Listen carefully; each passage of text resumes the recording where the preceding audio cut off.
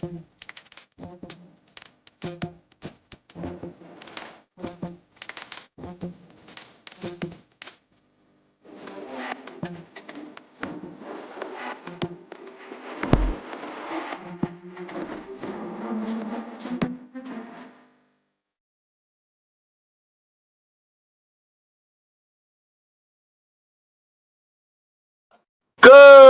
evening, ladies and gentlemen. Welcome to the one and only Rumboyz Fantasy Network. It's your host, your boy, Rumboyz Robbie.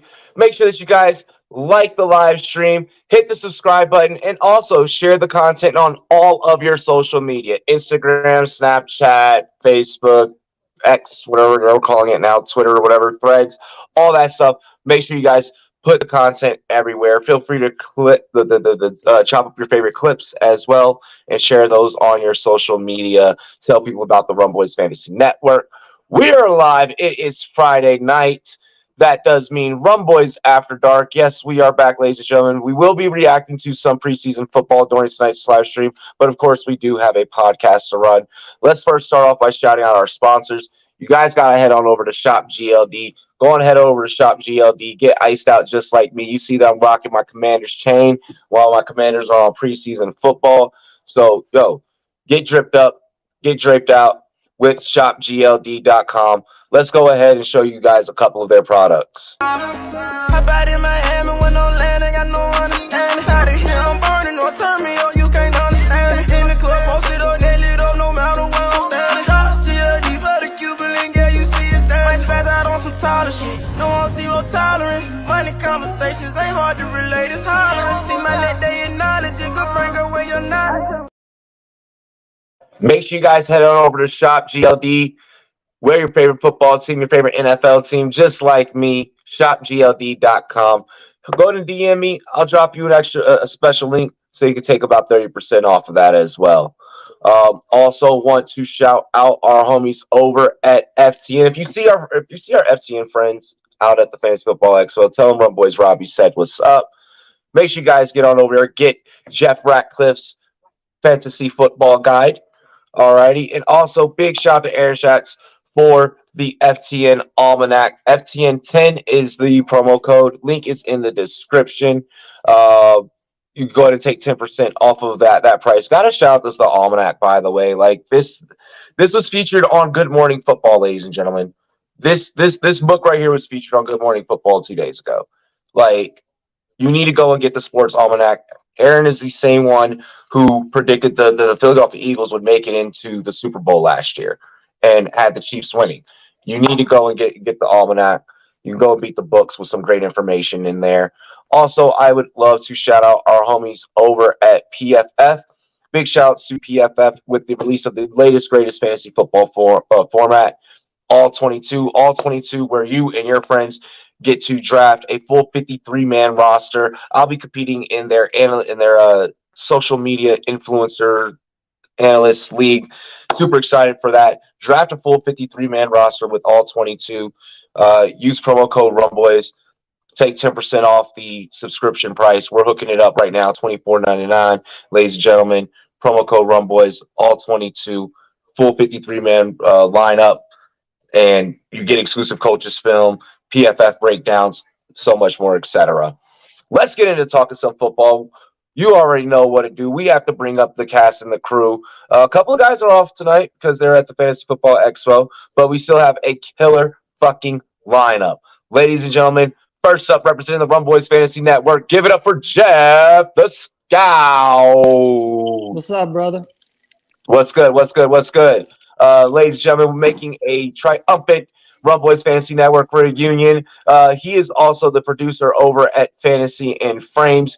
Give it up for the homie Gator. What's going on, fellas? Glad to be back. I'm glad to be back. Absolutely, 100%. What's good? We needed that Southern elegance on tonight's show, brother. I've been missing that. I know you've been missing that. I don't know. It sucks that David's not here because I jumped on a show or jumped in a chat of a show that he was on a few weeks ago, and he mentioned, he's like, "Damn, I miss you on Friday night." And I'm like, "Yeah, it's been a minute. Got to get back in there." And of course, the night that I get back in, David's not here. So yeah, he had to go and get some work done for Fox. So he'll be behind the scenes, camera operating and stuff like that. Ladies and gentlemen, bringing up the FF at home dad, but you guys know him as Seth Keller from the Fantasy Face Off. What is going on, Seth? What's up, everybody? Thanks for having me on, Robbie. I'm excited to jump into this. Excited to get in with the Rumboyz. I love a good drinky drink when we're talking football. That's my happy place, is being able to talk football and having a drink, man. So I'm excited to be here. And my beer should like be arriving like momentarily, so I'll be having a drink with you guys. You'll see me like run off camera really quick and grab it. I'll be right back. We do have one more. What's that? I said run off, tip the Uber Eats driver. Help him out a little bit, run back in with the beer. Exactly. Drop him a tip. We do have one more guest backstage representing the Rumboyz Fantasy Network. We're still calling him the new guy until someone else new pops up. Ladies and gentlemen, give it up for the SC Express. I will gladly be the new guy until someone else shows up, but I don't want anyone taking my spot, though. So let's go easy on the other new guys. Right? No, most certainly. Bro, speaking of, you made your YouTube Shorts debut today. I don't know if you saw. Check out our Shorts section. We have 2 videos up. One is a fantasy football team recap from the homie Michael, the Avenged Nerd. You guys seen him on the show before. And then also SC Express breaking down DeAndre Hopkins like he just does here on Rumboyz After Dark, just dropping hot takes.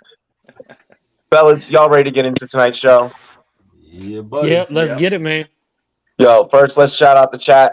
Really quick, cheers to me, cheers to you, all the Rumboyz and girls. What a dude, dilly. Yes, there ain't shit up in this class, but don't worry, that's gonna fucking change. Yeah, we acting today. I had to put on my best act. Shout out to Ronnie Rumcock. Holy shit. He's like, Robbie! It's Rumboyz time. Yep, that's right. Look at that. Look, I love that. Robbie, you know that NFL Plus changed now. Yes, I have been pissed about it. Every analyst in the league is having to become fucking accountants right now because we're figuring out what to do with all of our subscriptions. How do you get a wrench? Someone mod this man. Someone mod this man. I haven't given out a mod. Be here every day. Yeah, pretty much. Watch every fucking stream. You do, in order to get a wrench, like you need to watch every stream. What is good, Aiden? C Yard, what is good? Is that Gator? Yes. So C Yard and I and Mike are all in the same division in Poly's playoffs. So C Yard. Wow. What are the odds? Well, we clearly got ops in the chat watching every fantasy football move. Let's go ahead and get into tonight's show, fellas. Last night we did have preseason football. Kind of thoughts on that. Those of us that were on air, the 3 of us over here on my side of the screen, we're gonna kind of switch it up really quick to start the show off. We're gonna let Gator and Seth take things off first, just because we spoke about it ad nauseum last night. We don't need to fucking hear from you two, okay? God, to be honest, you work here. I'll lead it off real quick. I'm gonna let Seth do most of the talking here because, to be honest, I had to work today, so old man had to go to bed early. I watched maybe like the first. Well, I did not go to bed early. I got drunk and shit on this stream. Yeah, some people have responsibilities, Robbie, like you do right now. Going to get that beer. Go get that. Make sure you tip that man, Robbie. Tip him well. 20%, man. 20% if he's early. At minimum, because he is early. He is early. That's I didn't get to watch very much of it last night. I my bad. I didn't. Seth, what did you see last night that was something that you took away? Yeah. So what was great for me is I have identical twin boys that are 7.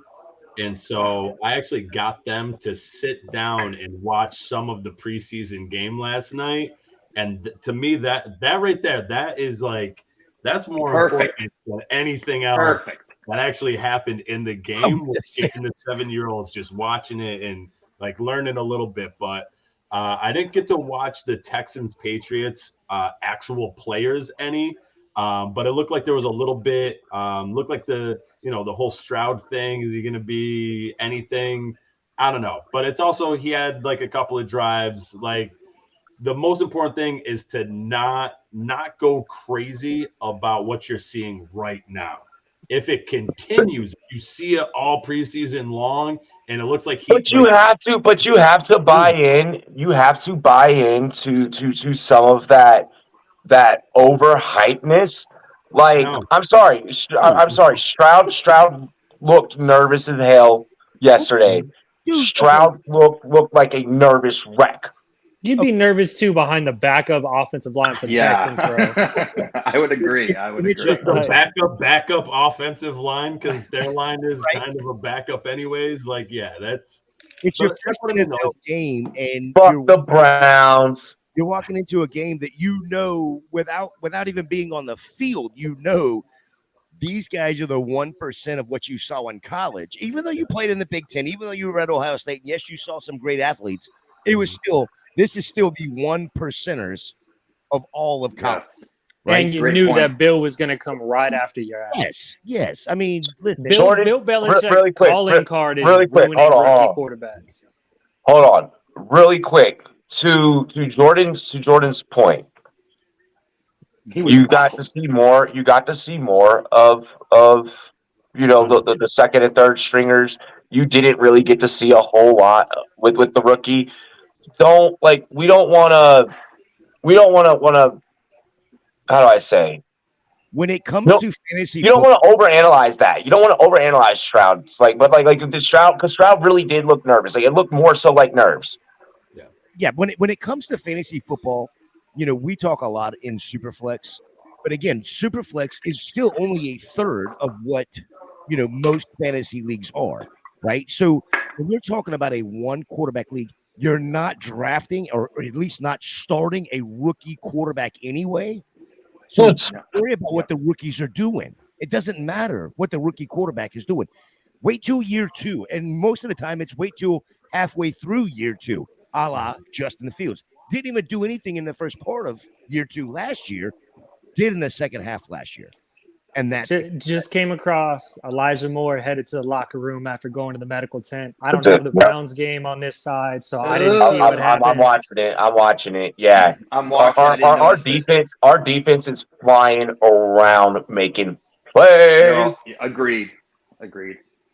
So I don't know if that changes anything. We'll see more about what happens. There's no other information that I got. Like I said, I don't have that game. I've got Green Bay and Cincinnati, but if you're drafting right now, just know that Elijah Moore just got hurt.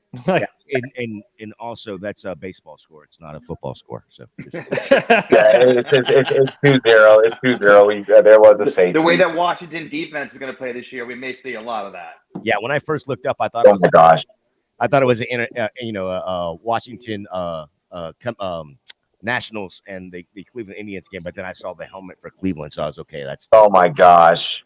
Well, it couldn't have been. It had to have been the Nationals because Lorenzen threw that no. Well, hell no. Anyways, back to football. So I mean that. Let's kind of go into the Vikings Seahawks game. Mm-hmm. That was the game that was the most entertaining yesterday for me last night out of the two. Addison, amazing. Charbonnet, amazing. I think that I may have not have roster baited a little bit. It was great. What are you guys' thoughts on those games, Gator and Seth?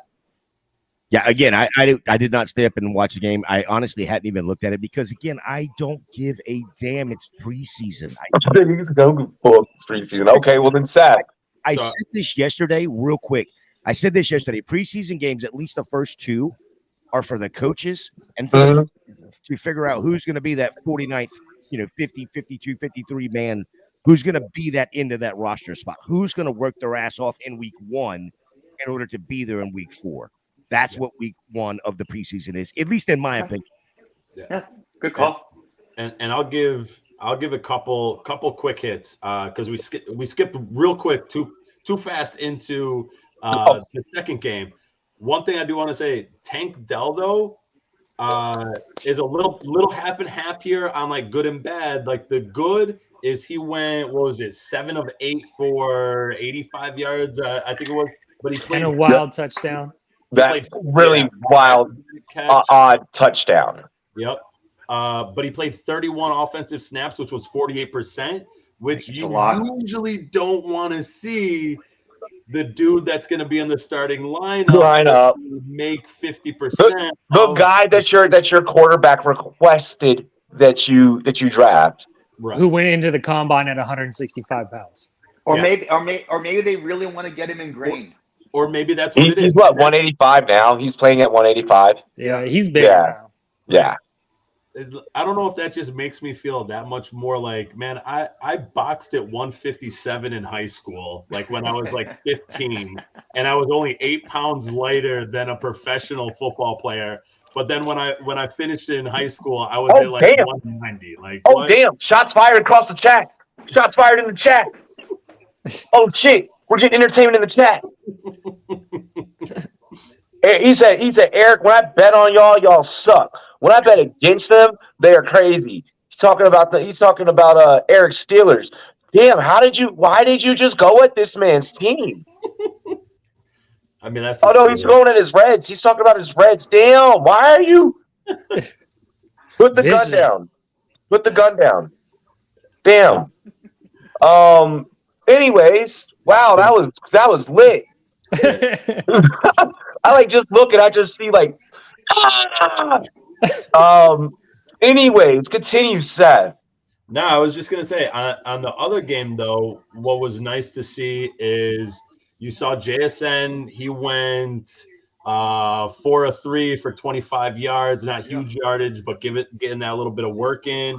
You saw what's his name, Addison. Only got 1 catch out of 3 targets, but that catch on the sidelines was a pro catch. A baby was made right then and there. Yeah, or probably a little bit afterwards, but you know, just water's just breaking everywhere. That right there is what you want to see, right? You want to see that, but you don't want to get too much crazy. More red stuff. Sorry. Yeah. Hey, here's the thing. Here's where you messed up, Aiden. Here's where you messed up. Okay, for all the bettors in the chat, for the betting community, by the way, be on the lookout. Rumboyz Sportsbook Live coming back this season. Be on the lookout again. Shameless plug. You messed up by betting on Eric's teams. This man is a Reds fan. He is a Steelers fan. Like, he's a Jazz fan. Like, what are you doing? Like, that's where you're messing up. That's where you're messing up. I'm kidding, man. Eric. I'm messing with you. I love you, Eric. I love you, Eric. Jordan, what kind of baby? A football baby. There's a football baby. Okay. Hey, good, solid stuff. Good, solid stuff. I like those takes. I like those takes for real. Yeah, we saw a lot of good last night. Yes, I am scrolling to the show. Yes, everything that I typed out. Kind of want to move into the other topics tonight and give the other guys on the show a chance really quick. With it being preseason, I kind of just want to go around the horn. Like, do you guys feel like that you're getting any type of advantage in fantasy football? In what way? Like, would rephrase the question. Okay. So you're getting a look like Seth just said, pretty much was like the response that I was kind of begging for. From like a dynasty standpoint, it's like seeing like the Tank Dells, boom, here in the chat, Jordan Love, like getting to see Jordan Love early, getting to see, your Sam Howells, your Charbonnets. Like, do you feel like that? Because for us as analysts, we look at everything, we see things from a different lens than fucking Jenkins and accounting.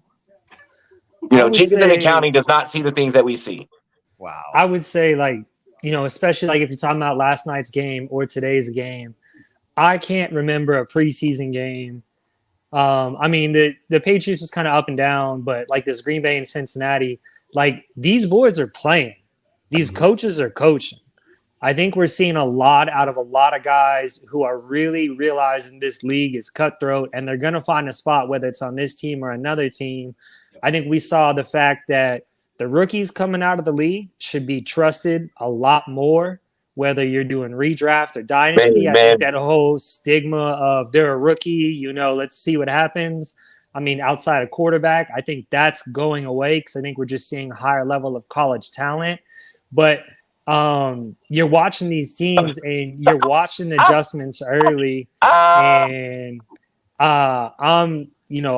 as far as like a dynasty standpoint, I think you should, if you play dynasty, you should already know a lot of these guys. But if you're new to dynasty, like when you get in after halftime, these are the guys that you should be looking at if your draft's coming in later or you're looking at making a small trade or something like that. But I'm glad to see the intensity. I think it is showing us some of what we're going to see. Especially, I really liked what I saw out of like Green Bay and just a little bit of Jordan Love. I liked how they were using Jordan Love. Yo, Sam Howell, I'm really gonna love this kid. Like, I'm really, really, really like. It's so dynamic, just so like the different things that Washington is able to do with him. Just the way that he utilizes his feet to open up passing lanes for his receivers, to pull defenders. Some exotic shit's coming. I'm gonna plug my own podcast right here and talk to you, Robbie, because like what you're about to do. So like I have my podcast, the Dynasty Mindset, over on FF Face Off, right? Shout out. Just started a little bit. Shameless plug. Don't worry about that. Yep. And so it's all about mindset, right? We're all about shameless plugs. About the thought process. It's about that work, right? What Robbie's doing right now, Robbie is a perfect example of anchoring bias. He's going to watch Sam Howell in this preseason game, and he's going to hook his anchor into... Wait, there's a flag. There's a flag. Never mind. Flag. Defenders. And for the whole rest of the season, he's going to be like, nah, Sam Howell. Nah, Sam Howell. Nah, Sam Howell. And he's not going to be able to let that anchor loose because it gets ingrained. Believe me, I am perfectly fine. I agree. I am perfectly fine on my homerisms. Yes. Okay. Seth, he did this last year with Heineke. You know, he is him. I mean, he even had Taco having pictures, and David had pictures up behind them of their background. And, there he is. Look at this. Done on these hoes. This was him. It's him. Love it. I mean, this is if you didn't This know, is my favorite one though. Yeah. Oh. This is the way Robbie reacts to his commanders. There is no, as we said, shameless plug. There is no shame when it comes to Robbie. I need Joe Burrow. I need some Joe Burrow memes. I need a couple Jamar Chase memes. Like I am that guy. Like players that I stan. Oh, my window going out wide. Like I stan. Nice. Dear Chase. I know. Oh my. Ooh. But yeah. Anyways. See. Brissett will play later. Like I always see like the play. You're better off with I wish I Jacoby. could see Better off with Jacoby. what you're seeing right now to get that excited because it's like he threw a 13-yard pass short right. It's Horrible. Agree. That one was about to be a bomb. That one was about to be a bomb right there. Okay. I will get my pick in here momentarily. There we go. Wow, I had to throw on the customer service voice for a second there. All right, it's time to get to get this all out on record. All right. Yes, this segment is going on the TikToks and will be a YouTube Shorts of sorts. All right. So try and make it, concise and shit. So viewers with short attention spans can fucking get your take. We're gonna go around the horn, fantasy football snake draft style. It's time to lay out your dark horses for the NFL seasons. We are talking bold prediction time. We are talking hot takes, hot takes, hot takes. All right.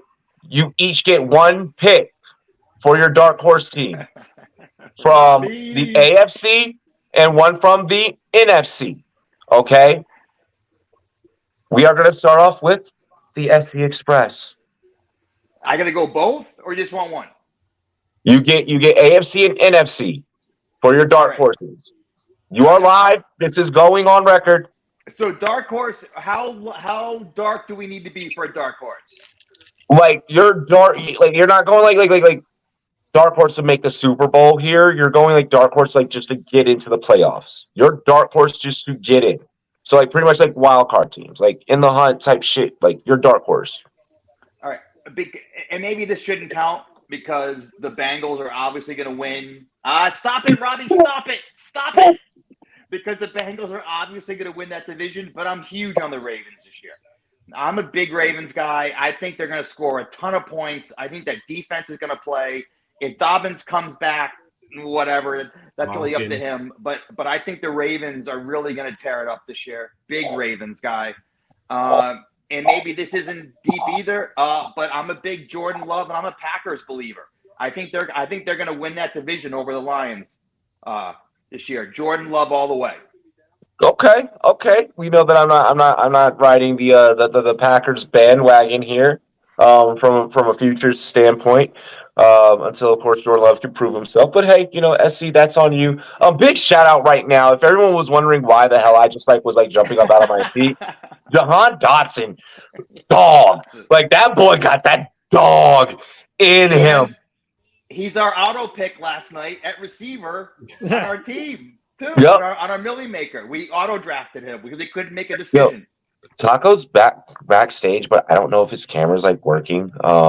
Give me 5 minutes, bro. Taco's mad at me. I may have to drop if Taco's coming on. We are going to really lean in and roast Taco when he gets on stream. No, he's good. No, I did enough of that. I have not had enough yet. Smart show team. I'm kidding. Seth. All right. So you want a dark horse from the AFC? Yeah. And NFC. NFC now? All right, got you. NFC. All right. Both. You get both. You get one from each. All right, I'm gonna give you NFC right now. So people aren't gonna like this one, but it's dark horse to win the wild card, right? Or get into the playoffs. Yep. The LA Rams. LA Rams, they make some waves, they start coming back, they get a little bit healthy. And let's face it, San Francisco, Brock Purdy, who knows? It could be a flash in the pan. He could be awesome. It could be Trey Lance coming in. Who knows? There's things going on in San Fran that led that division last time. And Seattle was a 9-8 team last year, despite Geno being a fantasy darling. And right now, all of those wide receivers being such high picks right now, and Geno being low. We love all of the skilled positions in Seattle, but we don't love Geno. There's things about that team that if we're thinking about winning football games, they did okay last year to be 9-8, but the Rams, who have arguably one of the best coaches in the league, a defense that, any defense with Aaron Donald in the middle of it is going to be a contender. And an offense that, if Kupp is healthy, yes, he's dealing with another lower extremity injury. I don't remember if it was a hamstring or whatnot, but they have a decent enough group of wide receivers, decent enough running back. If healthy, that team is going to be way better than the 5-12 they were last year. If they shift 4 or 5 games, they become a 9-10 win team. They can get into the wild card. Data, dude, I love it. Great call. Okay. Hell yeah. AFC. Gator. Oh yeah, wait. You gotta give your AFC. Yep. Gotta give your AFC. AFC team. See, all right. I think we might have in the AFC what we had in the NFC this past year, where we get 3 teams out of one division. And that's probably going to suck for the whole Baltimore thing there, but it's possible. I do like Baltimore too, but if we're going fire takes, dark horses, similar type of situation. I'm going with Denver to come out of the basement in the AFC West. Woo! We get Los Angeles, and we get Denver all coming out of the AFC West, similar to how last year we had the Cowboys, the Eagles, and the Giants all coming out of the NFC East. I could see that happening again. I have a ton of faith. Oh, man, that was such a fire take. Robbie's camera shut off. I was gonna say, I know why you have your own podcast now, David. Dude, that was all great takes. Great takes. Thank you. I appreciate that, man. Hey, Okay. we usually go on Tuesdays and Wednesdays. If you're free, hop in there. We have a drink, we talk ball. That's what it is. You let me know. I'm going to say this. You have made every I could have sworn I heard people at the King Supers down the street fucking yelling for that take.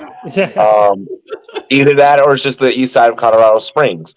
But no, with that being said, wow, we'll see what happens with that one. That is super dark horse. But it's Sean Payton. So I guess, hey, in Sean Payton we trust, right? Yeah. And the thing with that though is the AFC is much more loaded than the NFC is this year. There's so many more teams where it's gonna really come down to just a horse race at the end. And there's gonna be so many more photo finishes where that might not happen, but I could definitely see Denver turning this around from again another 5-12 team into 9-8. Maybe 10-7, that could be in there. I don't think that's that wild of a not, yeah. Them. Okay. Gator, AFC and NFC.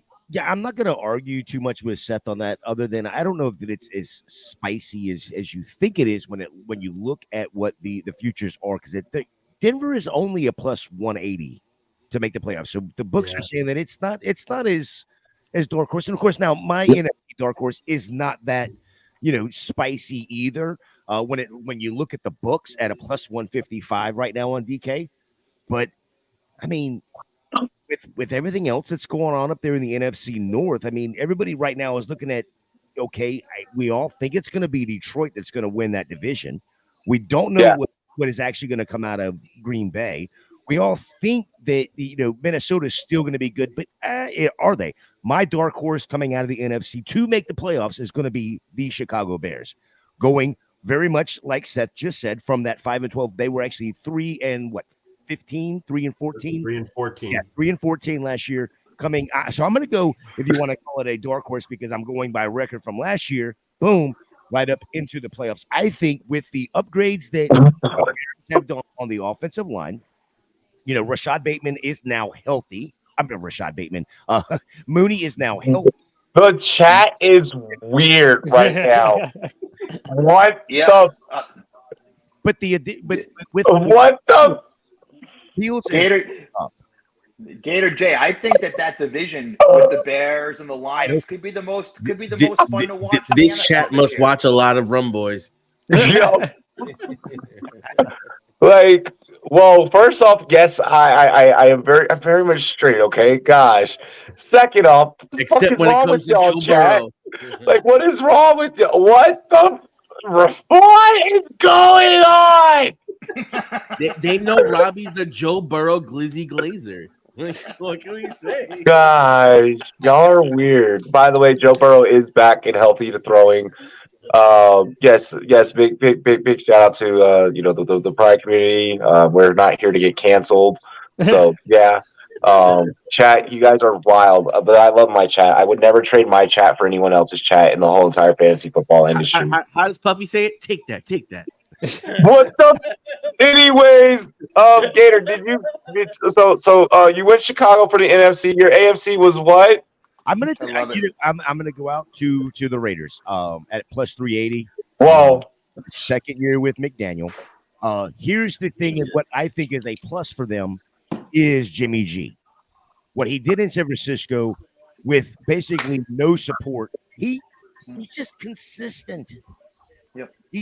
He'll lose in the playoffs, but he gets you there. And your question is who's going to get to the playoffs? He gets to the playoffs. He just doesn't do anything once he's there. a la anything. And I'm sorry, Seth, I don't mean to hurt your feelings here, but since what, 98, 99, somewhere in that range, it's the Cowboys. Like, they'll get there and then just not do anything. Tony, I mean, listen, Jimmy G would have been the perfect quarterback for Dallas to get them to the playoffs and then just not do anything. He can do that in Vegas. Devontae Adams is there. Yes, he's a little injured, got a little tweak in his hammy or his ankle today, but they said it was minor. He's going to be fine. Gator, I got my little memorabilia right here.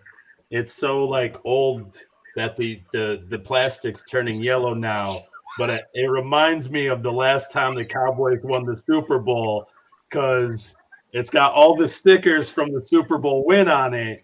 Right. And I haven't had to open it to put a new sticker on since I was like 11 years old. So I'm ready. I'm ready to open it up and put a new sticker on it. This has traveled with me since I was, like in middle school, man. Like, so it's there. I know. Like I know they get there. They get to the playoffs. And then, stuff happens. Plus, Gator J, I was listening to the NFL radio today, and they were up with it. They were with Vegas, and they were loving Jimmy G. Yes.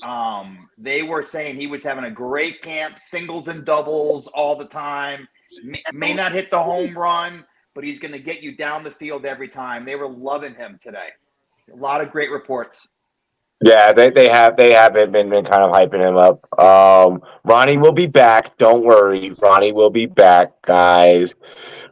Don't worry, Ronnie. Take it away. Freeze me. Hell, I had to freaking clean up the chat really quick so we don't get banned. Like, come on, guys. I'm not even looking at it. Robbie's like, I don't want to get Fucking banned. YouTube guidelines. Like, come on.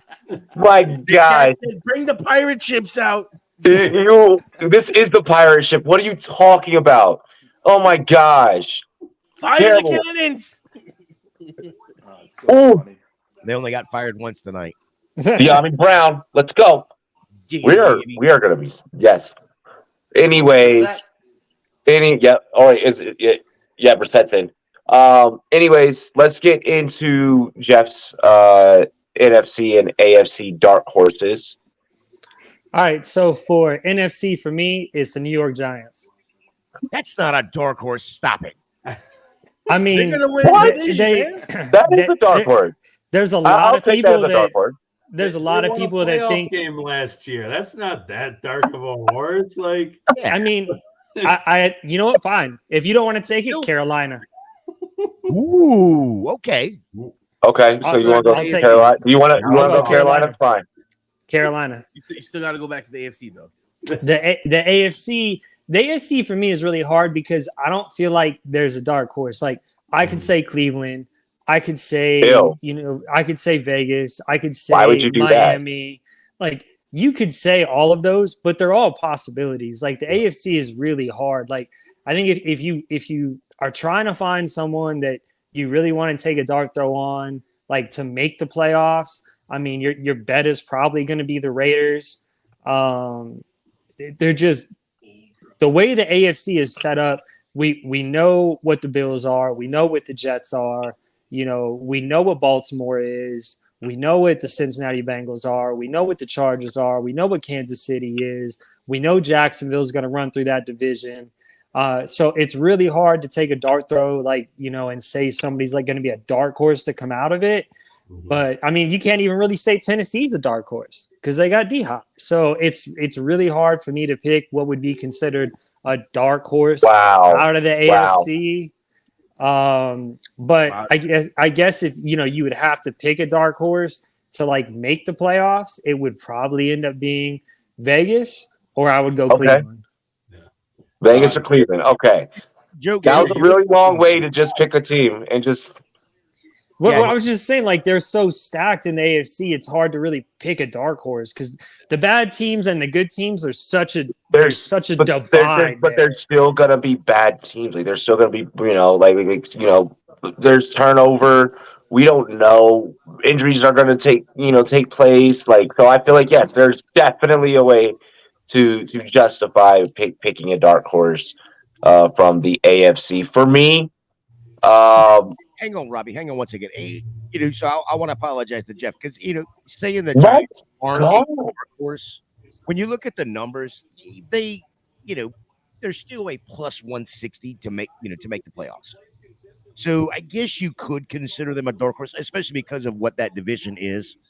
With Dallas, Yeah, Philly. there's never been there's no repeating winners. There's never, yeah. So I mean, I guess I apologize, Jeff. My bad for saying No, you're good. Like I get it because I know there's a lot of people who think the Giants could take that division. There's a lot of people who think the Giants could be the worst team in that division. Mm-hmm. So that's kind of why I went out there with it. But since no one seemed to like it as a dark horse, I liked it. I liked it. I liked it. I liked it. For me, I'm going to start with the AFC.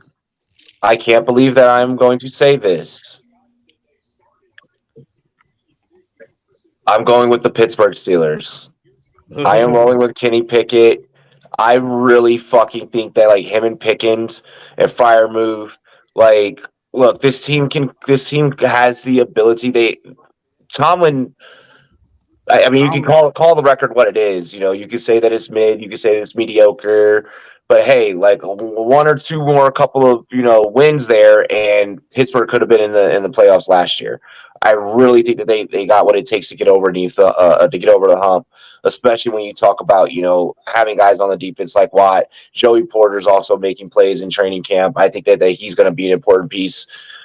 I'm really liking the Pittsburgh Steelers' chances to maybe even get a playoff win. That division's going to eat itself alive. Yeah. They're going to be like the SEC. They're going to eat themselves alive. It's going to be very cannibalistic within the North. Which I'm all down for some for some kinky Dahmer shits. So like fuck it, like let's go. First we have to watch the Pittsburgh Steelers play. Anyways, yes, I had to make that reference. That goes back to what Seth and I were saying earlier about the rookies. If you're playing in a one QB league, you don't want to take rookies, right? Yep. Second year is when you want to actually start looking at them and diving into what they are going to become. Unfortunately, I don't not getting the Bucs game tonight for some ungodly reason, so I didn't get to see it live. But NFL Plus, I'm not paying for that with all the drama that they have. Pickett to Pickens happened tonight on a touchdown, and we know how good the Tampa D is, and it was an absolute seed that he threw in coverage, and it was beautiful. Go watch that replay. If you haven't seen it, watch that replay. Watch out for that. That connection is going to be real this year. Jeff, you're muted. Jeff, you're muted. That was the funniest mute in podcast history. Pickens did that little in-out move afterwards too, and it was beautiful. Yeah. Oh, so you saw it. It was absolutely a wonderful play. I still say the touchdown of the night is Jahan Dotson because like he did that with the defender draped all over him. But like that kid's gonna do that a million times this season. Like for the NFC for a sleeper. Damn, I'm mad that you. I am gonna second Chicago. I am going into second Chicago. I am slowly joining the futures community that is that of Justin Fields betting him to miraculously get the MVP. I don't think that it'll happen, but it's a fun little futures, if you want to play it. If they do well, there's no way he doesn't.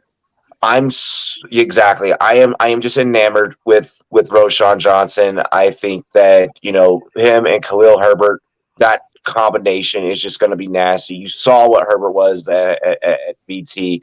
He still has a little bit of that hokey youth in him. I think that combination is a match made in heaven. They're just going to punch defenses in the mouth. They're just going to run linebackers into the ground, and I'm super excited for it. So yeah. Real quick, don't, we did this last year. Don't ask me any more future stuff. Because sitting here looking at DK, as I brought up Chicago, is at 175, and now it's already been bet down to 1.5. Yo, this happens every time. Stop it. Did you Bro. move the line? Oh, so all of a sudden my Giants pick doesn't look so bad. Like, well, because so You know like who I if really you hate this year, I hate the Eagles. if you watch the Rumboyz, like if you watch the Rumboyz and you watch the Rumboyz like faithfully, you know that anytime Gator and I are like anytime Gator and I are live together, it's almost as if like Vegas listens in. Somebody from DK's listen. Somebody, bro, there has to be. I mean, as much as we use their services, I wouldn't be shocked. See, I gotta say, I agree with Daniel O'Connell in the chat, though. In the comments, I am not on Chicago. He's a Packers fan. This comment. Shout out to Australia. That's life right there. Like that's. I like the Packers better than the Bears this year. Yo, big shout out to Daniel. He's in the mental health awareness league. By the way, guys, go check out the shorts. Snipe? Yes. They're going from trash to bad. Like there's levels to this. Yeah. That whole league was a snipe fest. That whole league was nothing but a gigantic snipe fest. I just want to say I got Roshan Johnson in that league though, and I was like, yeah. Anyways, the job that we were just doing, or what's the correct verbiage? I can't even remember what it was now. But anyway, what we were supposed to be accomplishing there was picking dark horses. So Chicago is a fucking dark horse, asshole. asshole. No. They said dark horses, not teams with no shot. Not dead horses. Not horses that show up there with 3 legs hoping to win the race. Like no one's out here saying the Houston. Kentucky Derby like that. Simmer down. You're gonna. I know what you're doing. You're picking Houston and Carolina to make the playoffs. So no. First in the NFC, I'm taking the Atlanta Falcons. So we both win same division in the NFC. I think that the Falcons, with this collection of talent in a weak division, have a shot. Last year, they started to establish themselves at the end. I think you ride that momentum and you add in a playmaker like Bijan Robinson. I think you look at Drake London taking the next step. Ritter has gotten a little bit acclimated with this system, and when you have Bijan Robinson there to back him up, he's not going to have quite the same. Bro, you cannot. Hold on. Wait, stop. Hang on. I will literally stop looking for my bottle opener just to address this. You cannot sit here. Chat, back me up on this. Back me up, chat. You cannot sit here and talk about my Joe Burrow-isms. Okay? Talk about my fucking big shout out to the members. Big shout out to the Rumboyz Premium members. We're gonna be having Rumboyz Premium content for you guys. You a Joe Burrow glizzy glazer. That's bro. But look at the way that you stand Bijan Robinson, bro. You don't even watch college fucking football. You don't even watch college football. And you know what? I still know he gonna have a big one. I'm done. No, I'm done with you. This is. I want to ride that one. This part of our friendship. I'm tired of this. I'm tired of this double standard. Let me get some Bijan. What's his number? Why am I friends with you? I think but what we really need to ask about Atlanta is what's Kyle Pitts going to do this year? If you really want to talk about Atlanta. But how are they going to use him? That's the biggest question. They use him in weird ways. Like you don't use him like a tight end that you drafted in the top. Like, is he a bust? Is he a bust? I wouldn't call Kyle Pitts a bust. When you use him like that. The Rumboyz stand that Kyle Pitts is a bust. Okay. Fuck Kyle Pitts. I'm done with Kyle Pitts. Yeah. Here's the thing though. When Kyle Pitts came out into the NFL, I literally go, you guys are really expecting a Jeremy Shockey like rookie season. That has not been done since Jeremy Shockey. You're thinking that he's going to go, Twitter, everyone. Yeah. Freaking, yes, I'm talking. If Bo is watching somewhere, Bowman big time, right. Yes, I am talking especially specifically about you. What does he have to do to be a I mean, What does Relevant? He, What does he have to do to be relevant? I mean, He I has don't to wanna have a call him season where out. he's not He's young. hurt. He doesn't have to do and much. underperforms. It takes He has to tight have ends a 3 years, so I He get has that. It to takes have tight ends a the- few years. He has, He's hang on. Here's what he has to have. He has a to have competent coach. with a quarterback that is not Marcus Mariota. Or Desmond Ritter. Really quick. We don't know. Cheers to me. Cheers to you all the Rumboyz and Road Lord. It's Modelo time, bitches. So, But- so Cheers. yeah. But you So saw did you it have a with the chance corpse to of- you turn it saw it with around? the corpse of Matt Ryan, what he could do outside of the touchdowns, right? And he was tight end 3, tight end 4, right? Tight end's a wasteland. With his talent alone, he'll just be able to maintain. Aiden, the Falcons are definitely a dark horse. It's just ugly when Taco says it. Listen, I will absolutely listen in any league that I am in with any of y'all. I will give you anything for Kyle Pitts. I will take all the Kyle Pitts shares I can take, and that is Don't not. worry. I'll just let you draft him. Like That is Gator not- J, Gator- what's a good year for him this year? What's that? What's a good? Yeah, all right. What's a good year for him? And then I'm done. I mean, if he goes for 750, 800, somewhere in that range, and 5 touchdowns. The Yeah, problem is people were drafting him at his ceiling without even seeing him play. That's what you're doing with Bijan, and you keep spouting this BS. You know what the difference is. do you listen to your own rhetoric? Like, do you listen to yourself? You know what the difference is. I love Bijan. I love Bijan. He got Bijan digits in his phone. He got the Bijan digits. Yo, if I ever land a Bijan interview, you know who's co-hosting that motherfucker with me? This guy. Taco follows Bijan on Instagram. Not yet. Honestly, not yet. But I'll be honest. We know what you're doing at halftime. Rookie running backs have a much higher rate of transitioning into the NFL year one and having a success rate. It is kind of like fantasy football, like unwritten, like kind of like law that like rookie running backs, you take, the first one who was drafted into the first round of the real NFL draft and they pan out. We've seen this with Zeke. We've seen this with Saquon. We've seen this. CH kind of had like a little thing, like he wasn't like great, but he, that first year that you kind of got out of him, he was Jacobs. okay. Josh Jacobs, touchdown, Heimer-Schmidt. Sorry, you said that, and then that happens like because we're in football season now. By the way, shout out to NFL Rum Zone. Make sure you guys tune in Sundays. 7 hours of commercial-free football will be starting. We won't want to miss it here on YouTube and Twitch, and we'll probably put it on our Twitter. And we'll probably start going back to being live on our Facebook. We do that. Yeah. Let's go. Oh yeah. Let's go. Don't forget, Robbie. We're in the threads. Yep. We on threads. Yep, we on threads. I enjoy Robbie and Gator cooking the fuck out of taco. Bijan is a special talent, but that offense is that offense.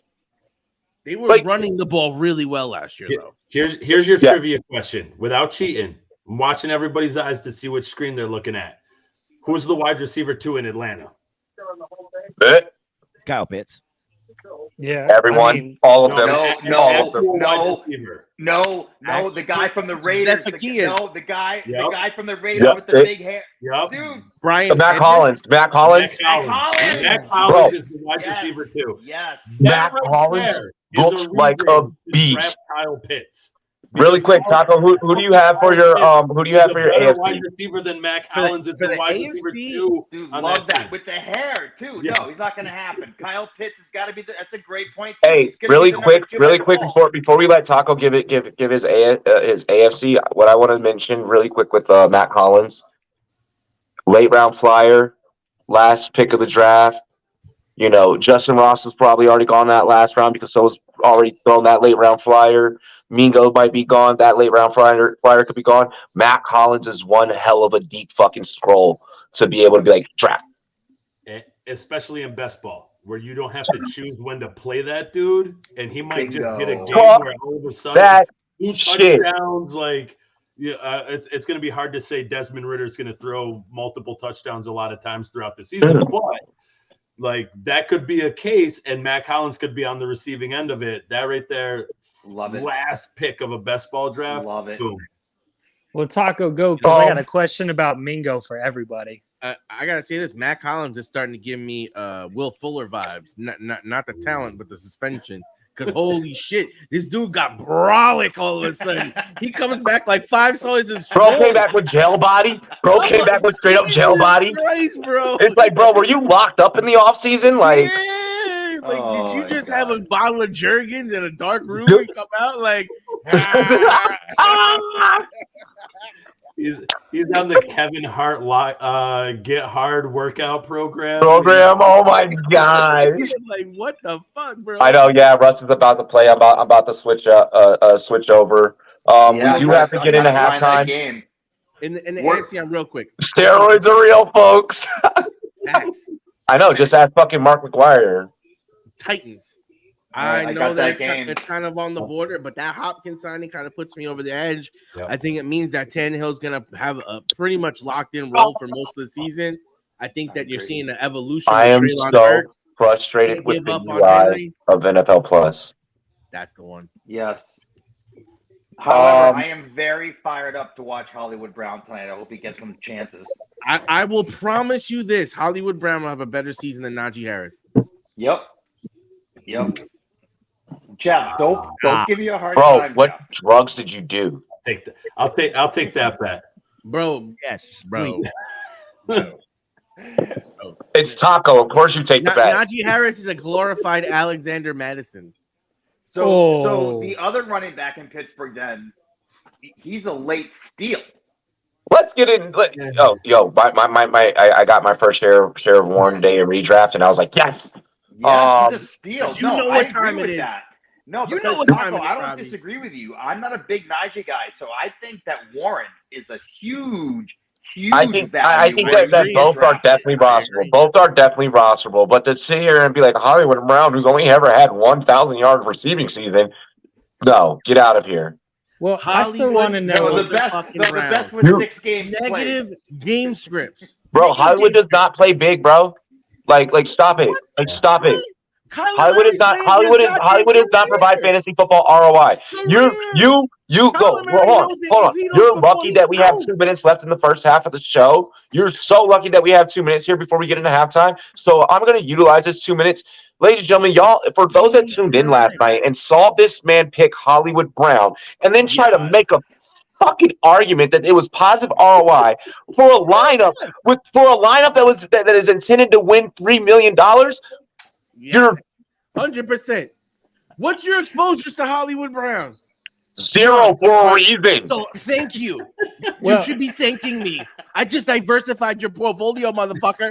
I don't want that type of portfolio diversification. Well, hey, Robbie, I still got a exactly one. Robbie, I still got a question for the group though, because we brought him up for about a second. So they already got 2 over there. But what do we feel about Mingo in Carolina? Like, how do we honestly feel about starting to Mingo like in him. Carolina? Especially at his ADP.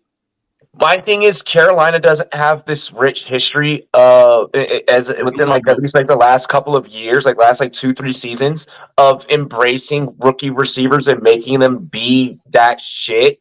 So that's where I kind of worry about Mingo. I think Mingo is better for you later in the season.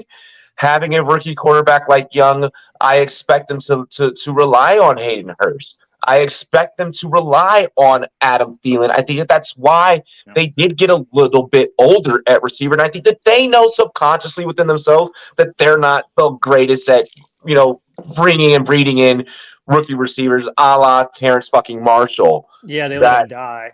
They yeah, I'm emotional about that one. Let's go ahead. Let's get into halftime here. Look at us. Perfect freaking time to get into halftime. We're rolling. Let's go. Chat. Let's start that shit up first half. Second half. It's a chat. Start that shit up second The half. Cardinals. Do remember to head over to ftnfantasy.com. Link is in the description. Go get Jeff Ratcliffe's draft guide. You really got. Anytime that a legend puts out a piece of literature, you pretty much need to go and click it. And Jet Ratcliffe is that legend. If you see their name attached, you go, you click it, you buy the product because you know that that draft guide is going to help you win your fantasy football league. Speaking of FTN and speaking of literature, the Sports Almanac. I have been thumbing through this thing for like the last week. You need to go and get it. Okay, like you don't get featured on Good Morning Football by not being good in the sports betting world, by not being Timothy when it comes to predicting like records and just all the things that you need in an almanac. Aaron Schatz is him. You need to go pick up this literature. Or just BK Adams. Yeah, well, there's that. We're going to go ahead and get into halftime. We haven't played this one in a hot minute. We are going to get into the homie Leo T.O. with Smart Move. Yeah, Leo. Yeah, Leo. 17 on my wrist. Yeah, move smart, take a lift. Yeah, buy ticket, take a trip. Yeah, punch you in your fucking lip. Yeah, time change for the shift. Mind change for the switch. Yeah, blind man with a blick. Yeah, blind jam, it's a risk. Yeah, I'ma just get a bazooka. Yeah, I'ma throw down like a Luka. Yeah, I'ma just kill like Fallujah. Ain't no rush from a Ruger. Yeah, I'ma just pull up and shoot ya. Why would I ever salute ya? Telling you I'm from the future. Bitch, I would never recruit ya. Hitting the blunt, I'm locked in. Fucking them up, got a box in. Wondering where's the boss been. You can never when you cross friends. I'ma just take up on offense. I hope you know that we not friends. I'm sick and tired of nonsense. Yeah, what are my options? Oh, yeah, I'ma go harder than ever. Ain't it better late than never? Yeah, I won't fumble under pressure. Yeah, I'ma move smart like a professor. I'ma just teach him a lesson. Yeah, I'ma just ask him a question. Wait, tell me this. Tell me, why do you switch up on all of your people? Why? It's so crazy. Why? How easy people switch up on you. Tell me why. It's hard to find people that are really with you. They'll ride or die for you.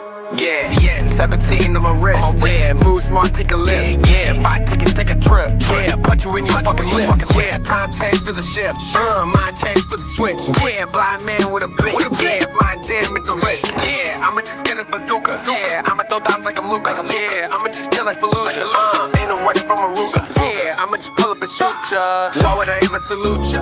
Telling you I'm from the future. Bitch, I would never recruit ya. To the people who doubted me, you should know you ain't getting nothing out of me. And you could be mad at me. I ain't quitting cause it ain't my anatomy. Nothing can shatter me. Ain't doing shit with the knives in the back of me. Can't be on the track with me. Cause to be honest, your music is trapping me. You should be shot on the spot. Yeah, anybody like you need to ride. Only one shot from the Glock. Yeah, running some path on the block. Yeah, I ain't got time for no loser. Yeah, so I'ma just have to remove you. Yeah, cause I gotta change my maneuver. And I see no chance to approve you. Sometimes people can't be fixed. You gotta let them go. It's what's best for you. Gotta look after yourself in this world. Nobody's really with you. Yeah. 17 on my wrist. Yeah, move smart, take a lift. Yeah, buy tickets, take a trip. Yeah, punch you in your fucking lip. Yeah, time change for the shift. Mind change for the switch. Yeah, blind man with a blick. Yeah, blind jam, it's a risk. Yeah, I'ma just get a bazooka. Yeah, I'ma throw down like a Luka. Yeah, I'ma just kill like Fallujah. Ain't no rush from a Ruger. Yeah, I'ma just pull up and shoot ya. Why would I ever salute ya? Telling you I'm from the future. Bitch, I would never recruit ya. Cardio going GLD. Swag. Put that let off like, yeah, shots fly on the boy like, swing on the boy like, beat up the boy like, yeah, shots fly. I missed the GLD. Jump on the car.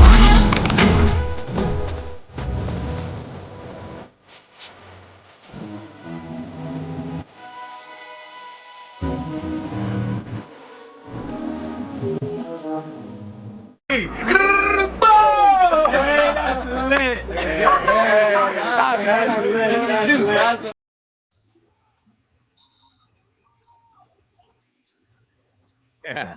Seth, I put it into the private chat there. We were talking. I was just looking at it, man. I'm looking at it right now. I was just writing back. I was like, the numbers to me are weird for the AFC. Like,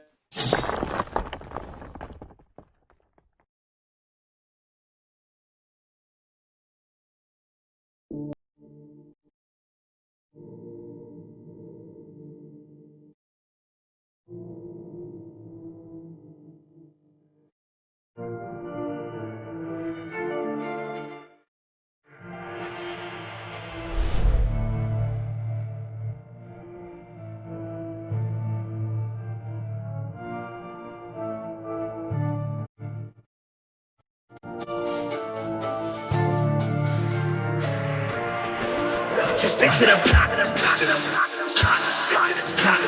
Just stick to the plot. Hey, stick to the plot. Hey, stick to the screen. Sometimes you get what you get, so don't try to go into shit. Just stick to the plot. Hey, stick to the plot. Hey, stick to the plot. Hey, stick to the screen. Sometimes you get what you get, so don't try to go into shit. Just stick to the funny. You stick to the roast to the riches and hope you don't crash like some dummy. To get to this money, you cut every piece of the pie to find out you sliced into an onion. Now let's change the subject. These niggas who think they got something, but actually they end up with nothing. It's getting disgusting. I'm tired of the fucking assumptions. I'm about to blow up and corruption, so stick to it. Stick to the plan. When you lose it, gotta get it again. Keep it moving, never stick in the sand. Even when tired, like Michelin Man, shit, I know I'm the man, so I don't give a damn about opinions. I'm racking up millions, you stacking up pennies. She throwing it back in the back of the video. Now we taking off in her man and his feelings. Now back to the business. Back to the lab with my niggas. Actually back doing laps in the trenches. It's my second home. I ain't have to go visit. I stay resident, embedded to living the life of a nigga. By day we just niggas. At night we the victim. The life of go get 'em, so I'ma go get it. I stick to my plan. I still on my mission. And stick to the plot. And stick to the plot. And stick to the screen. Sometimes you get what you get, so don't try to go into shit. Just stick to the plot. And stick to the plot. And stick to the plot. And stick to the screen. Sometimes you get what you get, so don't try to go into shit. So this is my message. Sometimes you just living in life, be an actor. Don't try to direct it. Now let's change direction. This life that we live for the lesson. Don't count chickens, start counting blessings before they go missing. I promise you, I'm on a mission. I want something, I'ma go get it. No hidden intentions. I open my eyes, saw my vision. Now everyone see that I'm gifted. I'm rapping like Christmas. You niggas just under a tree. I'm smoking it, not metaphorically. I'm smoking no tree. No one's smoking on me. So when I say you're under it, no, that means me. I'm a poet MC and I'm living my dream. Hoping that hopefully you see the hope in me. And if you don't fuck it, cause I'm all I need. Keep my ear to the game and my mind to the streets. I'm a beast. Stick to the number one mission at hand. Be true to yourself and give your life meaning. And fuck their opinions, they won't understand. To get to the top, gotta give all you got. Only getting one shot, so give up or not until your heart stops. Gotta stick to the plot. And stick to the plot. And stick to the plot. And stick to the screen. Sometimes you get what you get, so don't try to go into shit. Just stick to the plot. And stick to the plot. And stick to the plot. And stick to the screen. Sometimes you get what you get, so don't try to go into shit. Just stick to the screen.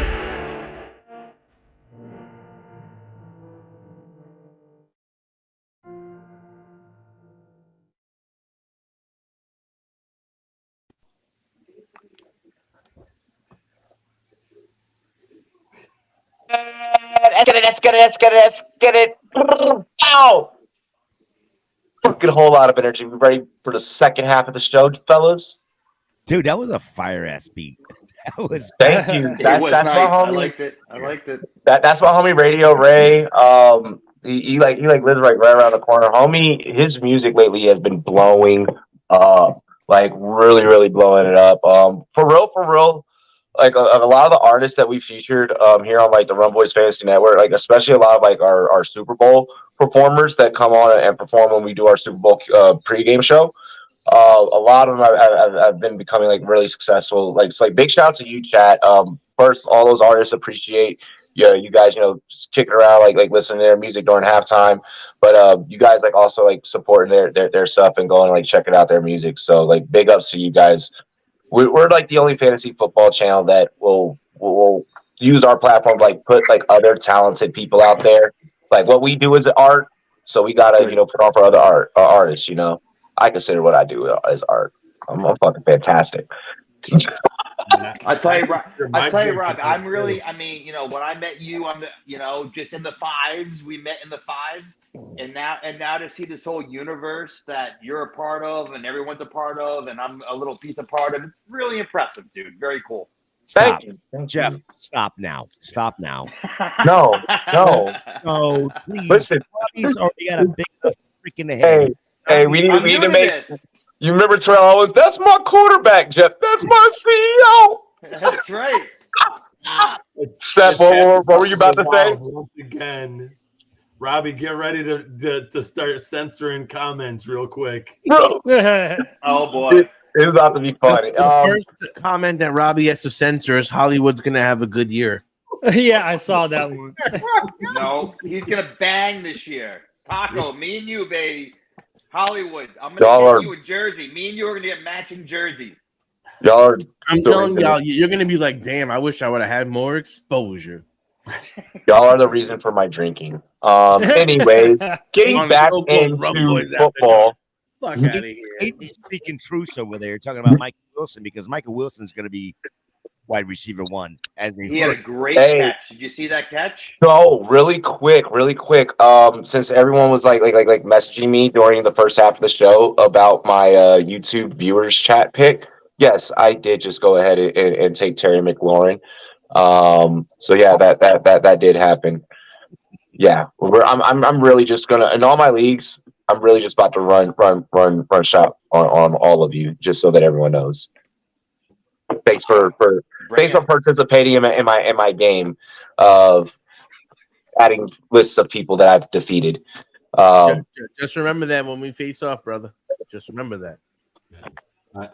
Taco, you're not good. You're not good at fantasy football. Mike Wilson already Oh, has we a get great it. beat you, you're catch gonna in feel so Hollywood I may be a Brown. little late. Are we getting any Russell Wilson tonight? I know. I'm like, when are we getting Russell Wilson? They just Are we they getting just any? punted to Denver, so I'll tell you in a second.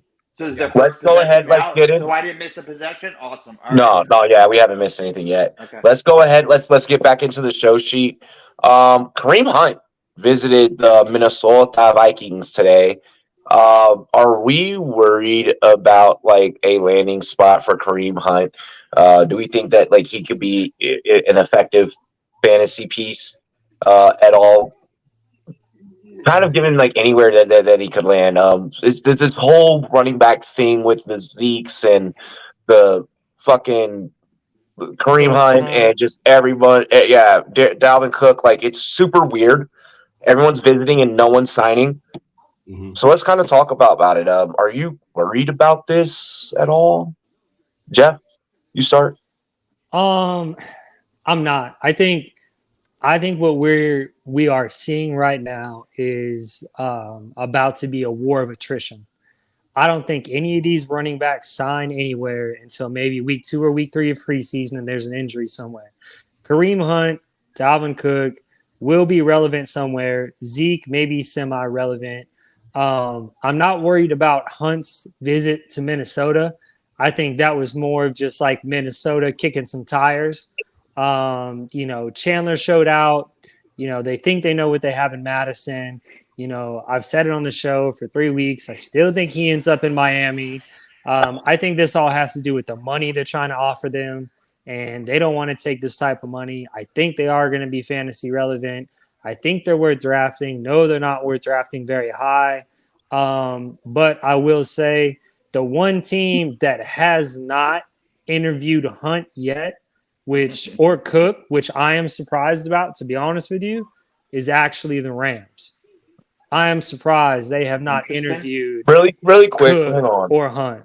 Really quick, and hang on. And now that I do agree with the Rams take. I do second that. That was a damn good take. Let me just chat.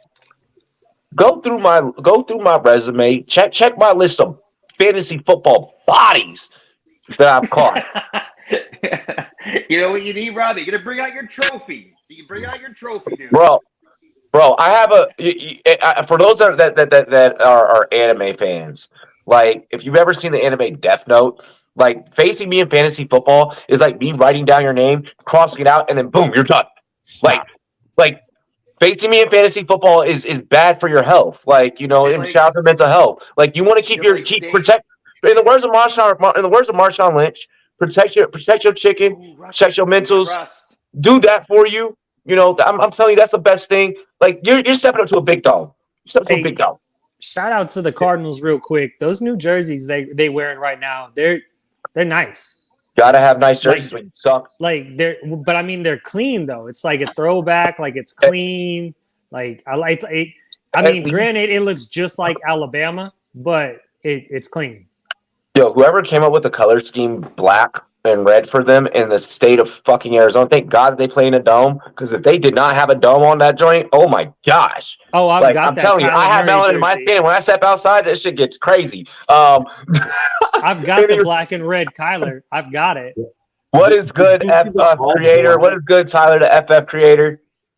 Did you see the all-black turf that they built in, what was it, like Pennsylvania or New York or something crazy? That's the dumbest idea ever. Like, I live like a D3 school.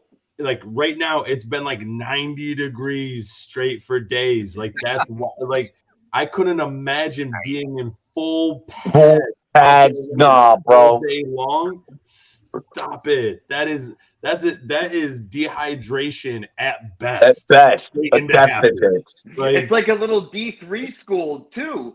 Like every team they have is going to be on that black turf. From like 2 in the afternoon until 8 o'clock at night. Every team shares the one turf. Gator, your thoughts on like Kareem Hunt? Like none of these guys putting pen to paper. Do you even feel like it's worth it at this point in drafts to like even be looking at these free agents or as like stashes? Well, first of all, I stop, Seth. 90-degree heat is nothing. That is nothing. Stop it. Stop. Okay, Georgia. I did basic. It's like 110 here, where it was 90 degrees and 120%. San Antonio, yep. Like that was real life. Yeah, like, Columbia, New York is like 100.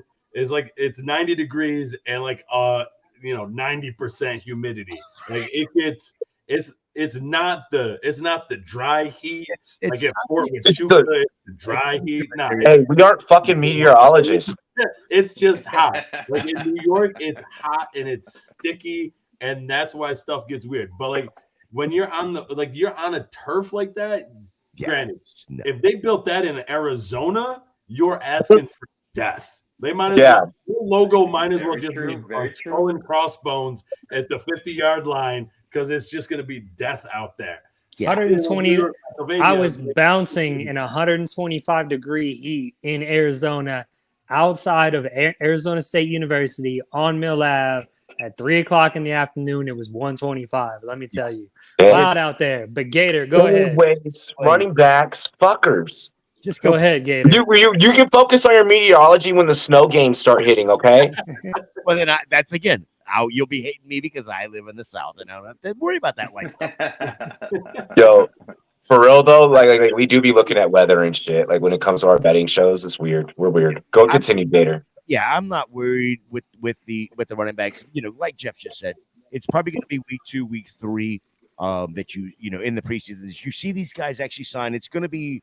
And then some of them may even be later in going into the season where it's week 4, week 5 of the actual NFL season. You'll see him sign because of an injury or whatnot. Dalvin Cook is a little interesting to me just because of, playing the NFC East, back and forth with the Jets and Miami.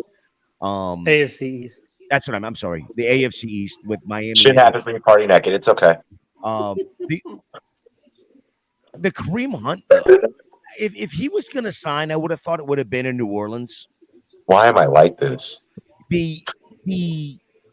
I think he's. I agree, Gator. That he's washed. You look at him last year. That he's washed. Yo, I agree. That he's washed. No. I think he would have stayed in New Orleans, like Gator said. I think that was the right spot for him if he was going to settle in somewhere. They may have had some opportunity for him. From what I heard, why he didn't sign in New Orleans, they offered him a league minimum veteran contract. That was the rumor that I heard. Well, that's what he's worth. At anywhere. Well, yeah, but he doesn't think he's worth that, but that's the rumor that I heard. Hold on. No NFL running back. No, the shit that's going on, and I know I've gone on ad nauseum about like last at least 4 shows about this, but it's the truth. I.e., me roasting the fuck out of Jim Irsay last week. Definitely gotta check that episode out. That was a funny skit I did. That was hilarious. But no, it's honestly a travesty. These guys are definitely worth, to me, in my opinion, what they fill that they are in their minds, a 2-3 year contract, 11, 12 mil, that to me, that should be when you think about, the stats that some of these guys are putting up and how serviceable some of them still are. That's not a bad deal for me, and the fact that fuck the PA. The PA doesn't care about anyone, they try. They try, but we need a new CBA. Like it comes down to us needing a new CBA. Demarius Smith doesn't try for shit. He doesn't try. But he doesn't give a to damn. be fair, We need Sam Acho back. We need Sam Acho back. We need Acho back. To be fair to Kareem Hunt in New Orleans, outside of Jamal Williams, do you mean to tell me that he's any different than any other running back they got on their roster?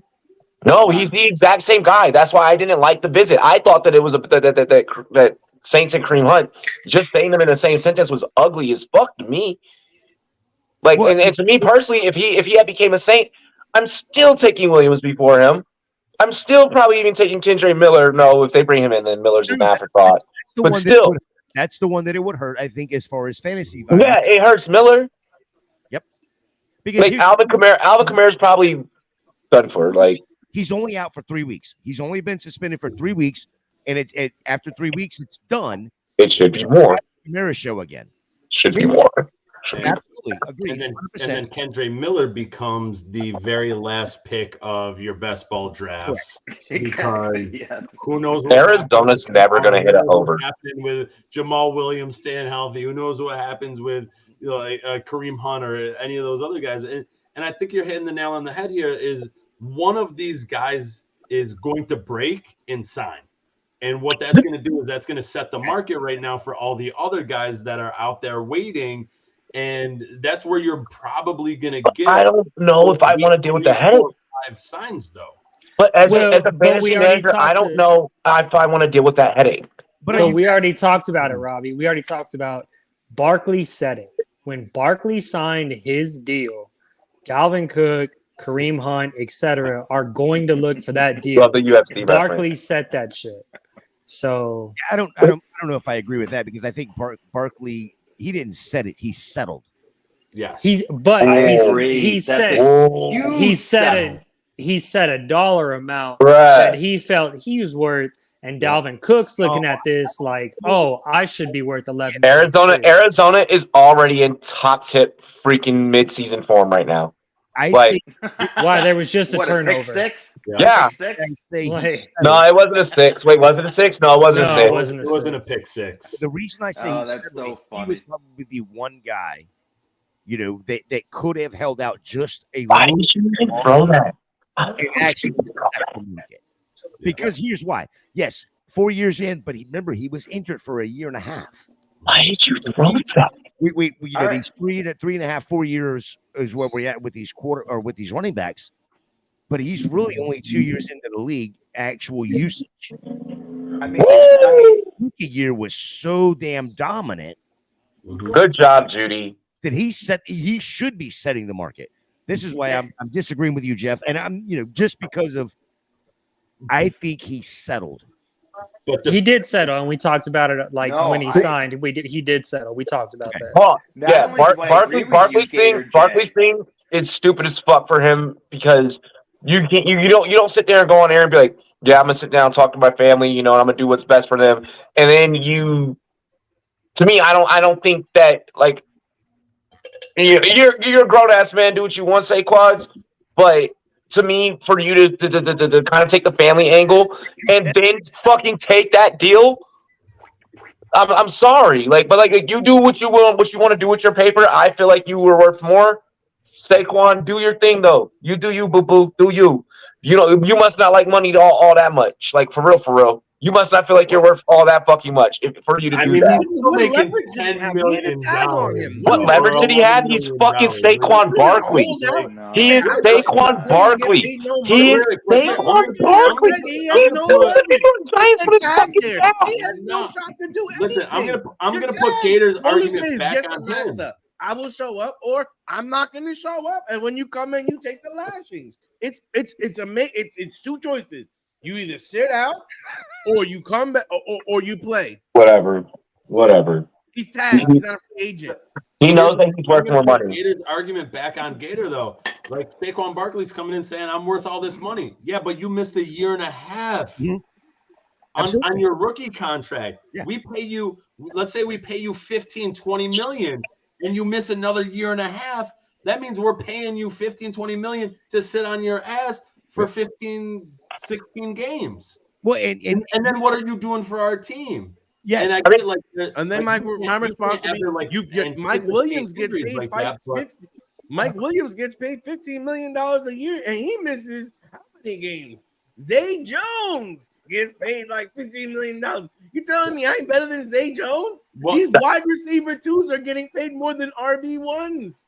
I mean, and that's the problem. And the thing is, that's the market, though. And that's how in the world can you tell me that a guy like Mike Williams should get paid more than Austin Eckler? Well, that goes back to the Players Association. That goes back to the Players Association. That's why I'm saying we need a new CBA. That's why I'm saying we need a new CBA.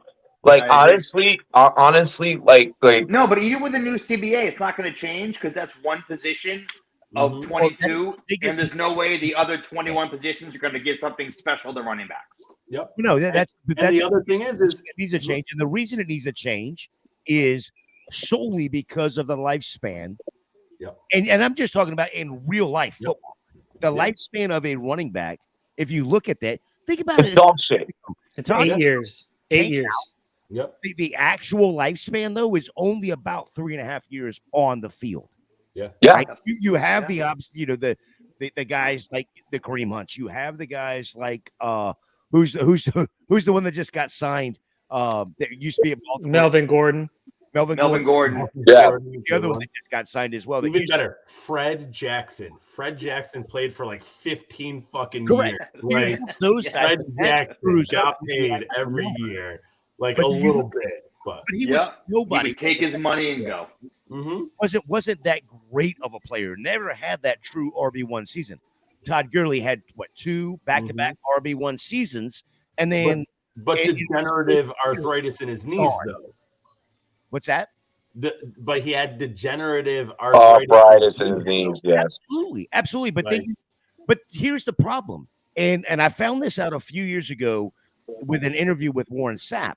It was literally like 5 years after they retire that they're eligible to go in the Hall of Fame, right? Yep. The same day that they're eligible to go to the Hall of Fame, their insurance runs out. Yep. Give me a break. That is insane. It's ridiculous. You got to be better. Yep. Exactly. It's a business. I gotta. Yeah, but you got to do better. I agree. I agree. Do you think the running back situation would change with how running backs get paid if they adjust the ability to franchise tag more than one player? Get rid of the franchise tag is what needs to get rid of it. Get rid of it. We need more like kind of like NBA structured contracts. Like I don't like that. Fuck that Supermax shit. I have an idea. I love that. Yeah, I hate the Supermax. No, not the Supermax. I'm not talking about that. I'm talking about like the guaranteed money though. Like that's what we're really lacking in the NFL. Like there's not enough guaranteed money. But no other sport signs has a hard cap. Players though. No, that's true. A hard cap. Like, you can talk about like, NBA, look at NBA players, The NBA roster is 12 players. 12 players, but you can pay them that much money because you're only paying 12. Other sports, like other sports, but there's no hard cap. The NFL, it's not as bad as the UFC, but the NFL is toting very fucking close to that line. Especially when you talk about the insurance thing, these backs should be getting paid. Look, this is not my idea. This is not my idea, and I wished I could give credit to the person who said it. But you know how the NFL has that performance plan for like if you're a rookie and you're a 7th round pick, but you play 95% of the plays, you get a huge more money. Why can't they do something like that for running backs specifically? Hard cap. Hard cap is the answer. I don't think you can reach certain minimums. Here's why they can't do that. You can't exclude one position. Here's exactly why they can't do that. Because owners, it's a business, and owners put extra money in. And absolutely look at that contract and go, okay, if they hit this number, and then they sit for the rest of it because they don't want to that number. Yep. Yeah. That's why they won't do it. It's a But finance thing. Like Jerry I Jones still walks think down he- to the sideline and goes, "Hey, that kid's looking good, but pull him the fuck out because he's about to hit 95%, and I'm gonna Yep. fire your ass and his ass and this other guy's ass if I have to pay him this extra amount." But I Well, still think I'll we put have I'll put a to. nail in this one. I'll put a nail in this one just so that we can get to other topics here.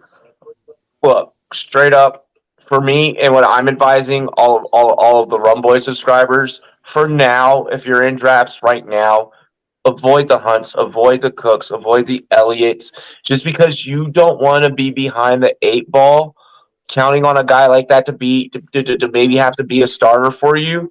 And if they're not signed by week 3, I don't want you going out there and blowing fucking 3 weeks worth of games Nope. and then trying to get back. I want you guys going out there getting those early wins, and then that way when apocalypse hits, hopefully we have enough depth, and by you guys watching our streams, we've done enough and giving you enough, like from waiver wire shows and shit, to be prepared enough to deal with the apocalypses, to stay afloat. Then boom, we get you into the championships. We get you guys winning some rings, get you guys winning some cash. And I'm gonna tap that little nail home. Don't draft them now.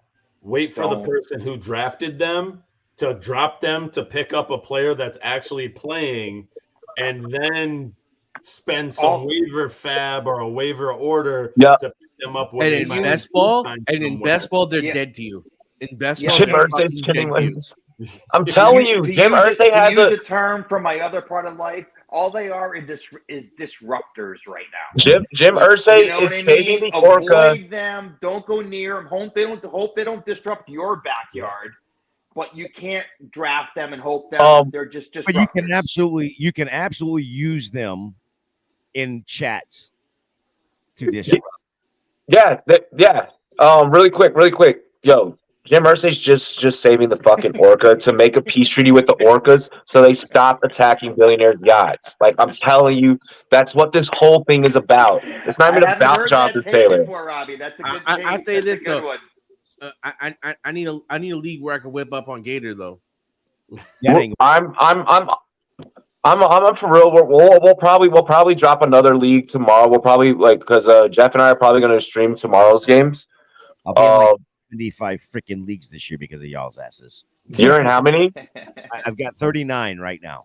Bro, No you didn't fucking jump in Let's none of the make it the best Rumboyz ones. Because I'm in 39 right now. Stop. I'm in 35. Let's make it a Oh best my ball. God, Mike, guys, I think I'm like in 36. 5. I'm in like Like 5. managed leagues, 35 Yes, managed. I'm not even counting. Yeah, I'm not even counting. yeah. That is a turnoff, bro.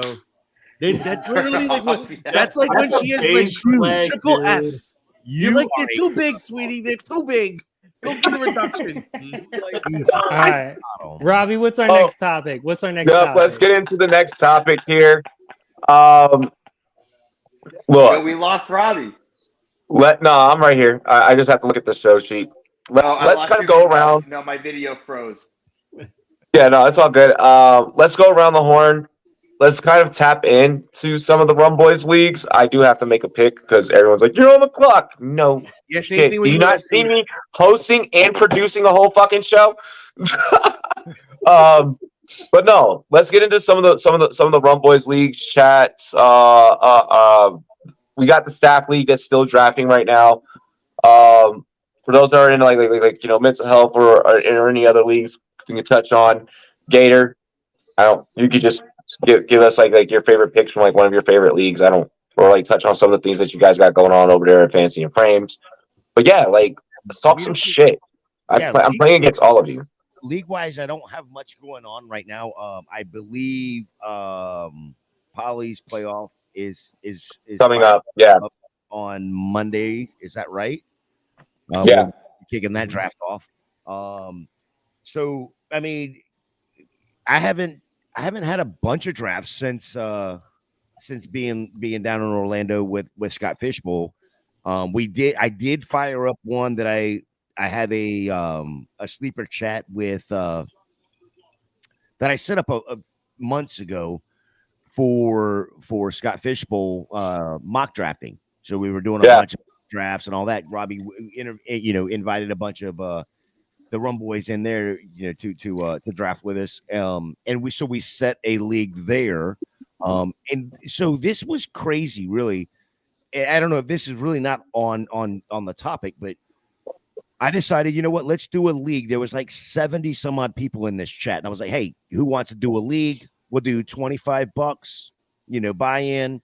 The $25 buy-in, by the way, is just like so perfect. Like one, because if you get to a group of 12, that's $300. Like if in a winner takes all, smooth, so perfect. So what we did is $50 goes to automatically goes to the charity of the winner's choice.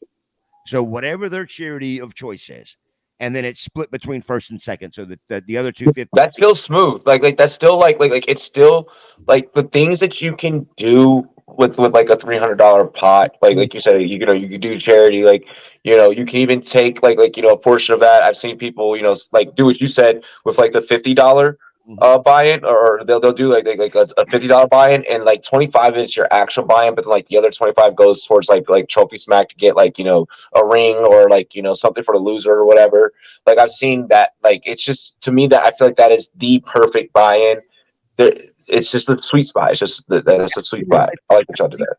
I think with that league, what I'm gonna do is the winner is gonna end up with, I think it's like 150, something like that. And then second place gets like 70, third place gets like $30, whatever. Basically gets their whole buy-in. The buy-in back, yeah. And I think I'm going to end up purchasing like a ring just for the winner, and that'll come out of my pocket, kind of a thing. But here's what's crazy about this is, most of the leagues that you set them up, and as soon as you announce it, you're going to do this. This is how you want to do it. And then as the commissioner, I am 100% democratic, right? The commissioner is only there to set the rules, in my opinion. Yep. There to be a dictator. It's not, hey, this is everything else is up to y'all. I don't give a fuck what y'all do. So everything into the chat as far as votes and all that. This league not only was set up, not only all the rules were done, all the votes, everything, and then drafted in 5 days. Nice. Done. Nice. You get 5 rounds in 5 days? No. Like 26 rounds. And it's a dynasty. Look, okay, the staff league, I don't know what's going on in the staff league. I don't know why the fuck. Is Taco in the staff league? Yes. Okay, there's your fucking problem. I've been fast, bro. What you talking about? I'm lickety split. With a bomb squad, bro. So no, hold on. talking First about off, I tried to invite fucking Gator into the staff league and just ignored me. So talking about the staff league, I saw it like 3 days later. Am I up? I think I may be up. Yo, let Jeff go, bro. Yeah, make a pick. I see you're up. Tell us about your pick. So in the staff league, I got a couple ones here. I got Jahmyr Gibbs 4.2, Debo 5.11. But I think maybe my favorite one is I got Dobbs or Romeo Doubs 11-11. Okay, is this a redraft or is it a dynasty? It's redraft. All of our participant leagues all redraft. So you know what, though? These guys talk about redraft. When you start talking about ratings and rankings, guys, they start freaking out for the rookies. So I'm not sure that it's a redraft league, but these guys love their dynasty rankings. That's what I'm saying. They're missing out on their Hollywood Browns. Well, that's why I asked the question, because okay, take Jahmyr Gibbs out of it because of the situation, what we know he can do on the field. I still worry about that whole Green Bay offense. I just worry about Green Bay as a whole. Wait, God, Jahmyr Gibbs plays for the Lions. I know, but you were talking about Romeo Doubs. Okay. Still a concern for me. That's why I said take Gibbs out of this conversation, because when you're talking about rookies, I think that's an anomaly as well. Fucking Russell Wilson. And then in the mental health awareness, Russ got lit the fuck up, bro. Dude, mental health, Russ is not looking good. How are you missing in a goddamn dome? How are we missing kicks? Dude, wait till you see Russ's next pass. It's not any better. In mental health awareness, I got JSN 7-1 and Pacheco 8-12. I'm off of Pacheco this year. Mental health awareness league. Okay, if Pacheco had to go somewhere, like that league was a snipe fest. Like that league, I know Beards I took can't. Fields I from me, and I cannot had to go sum up that Caffrey, league in Kelsey. words. Like I legitimately like that league is so weird in the aspect that like I was texting Jorge about this, who's in the league with us. Big shout out to Jorge Martin, the La Familia FFB crew. I was texting him about this yesterday. Like the concept of it being a charity league and the donations brought everyone together. We did not realize first off when the league got put together, it was literally basically half fucking military veterans, half analysts. Guess what's a habit that many military veterans have? Gambling. Guess what falls into the fucking category of gambling? Fantasy. So automatically, not according to most rules, though. Most laws don't count them. So just to put that little legality in there. Yeah, exactly right. 1-800-GAMBLER if you have a problem. No, but like for real, It was a though. snipe fest. You didn't give the phone numbers for like Pennsylvania, Cincinnati, and I tell you that third round reversal though was sweet. Yep. I Bro, didn't expect that shit. it was like that league when you put those personality types like against each other, and like me, like I know pretty much like everyone kind of like on a personal basis, whether I've worked with them in the fantasy industry, whether I've served in the service with them, like whatever the fucking case may be. That league was no draft that I've been in this year was as like it was like everywhere you turned, someone was taking someone else's picks. I took Chig on purpose just to piss off Robbie because I was mad at Beard for taking Fields right in front of me, which made me go McCaffrey, Kelsey. Bro, that like And the week one projected winners speak now. The What's up? Yes. projected oh, player Yes. of the whole week one speak now. what you How got? do you feel about zero quarterback being the top in a super flex though? Like I said, there's still some line shifts that are about to be made, I'm sure, but like you can do that in super flex leagues, and I feel like that's something that's worth like throwing out there. Like way too much of a discussion to jump into right now, but like that league was so much fun because it's one of those things where it's like, all right, I know it's a super flex league with a bunch of dudes that like know their stuff. It's going to be a lot of quarterbacks. So you know what? Let me hammer some of these positions, and I'm going to end up with two hopefully top 6 wide receivers. I'm going to end up with two, like I don't know about 2. What did I get for So for quarterbacks, for those at home, he ended up with Russell Wilson at 5.5 and Desmond Ridder at 9.5 and didn't take another one. No, Bro.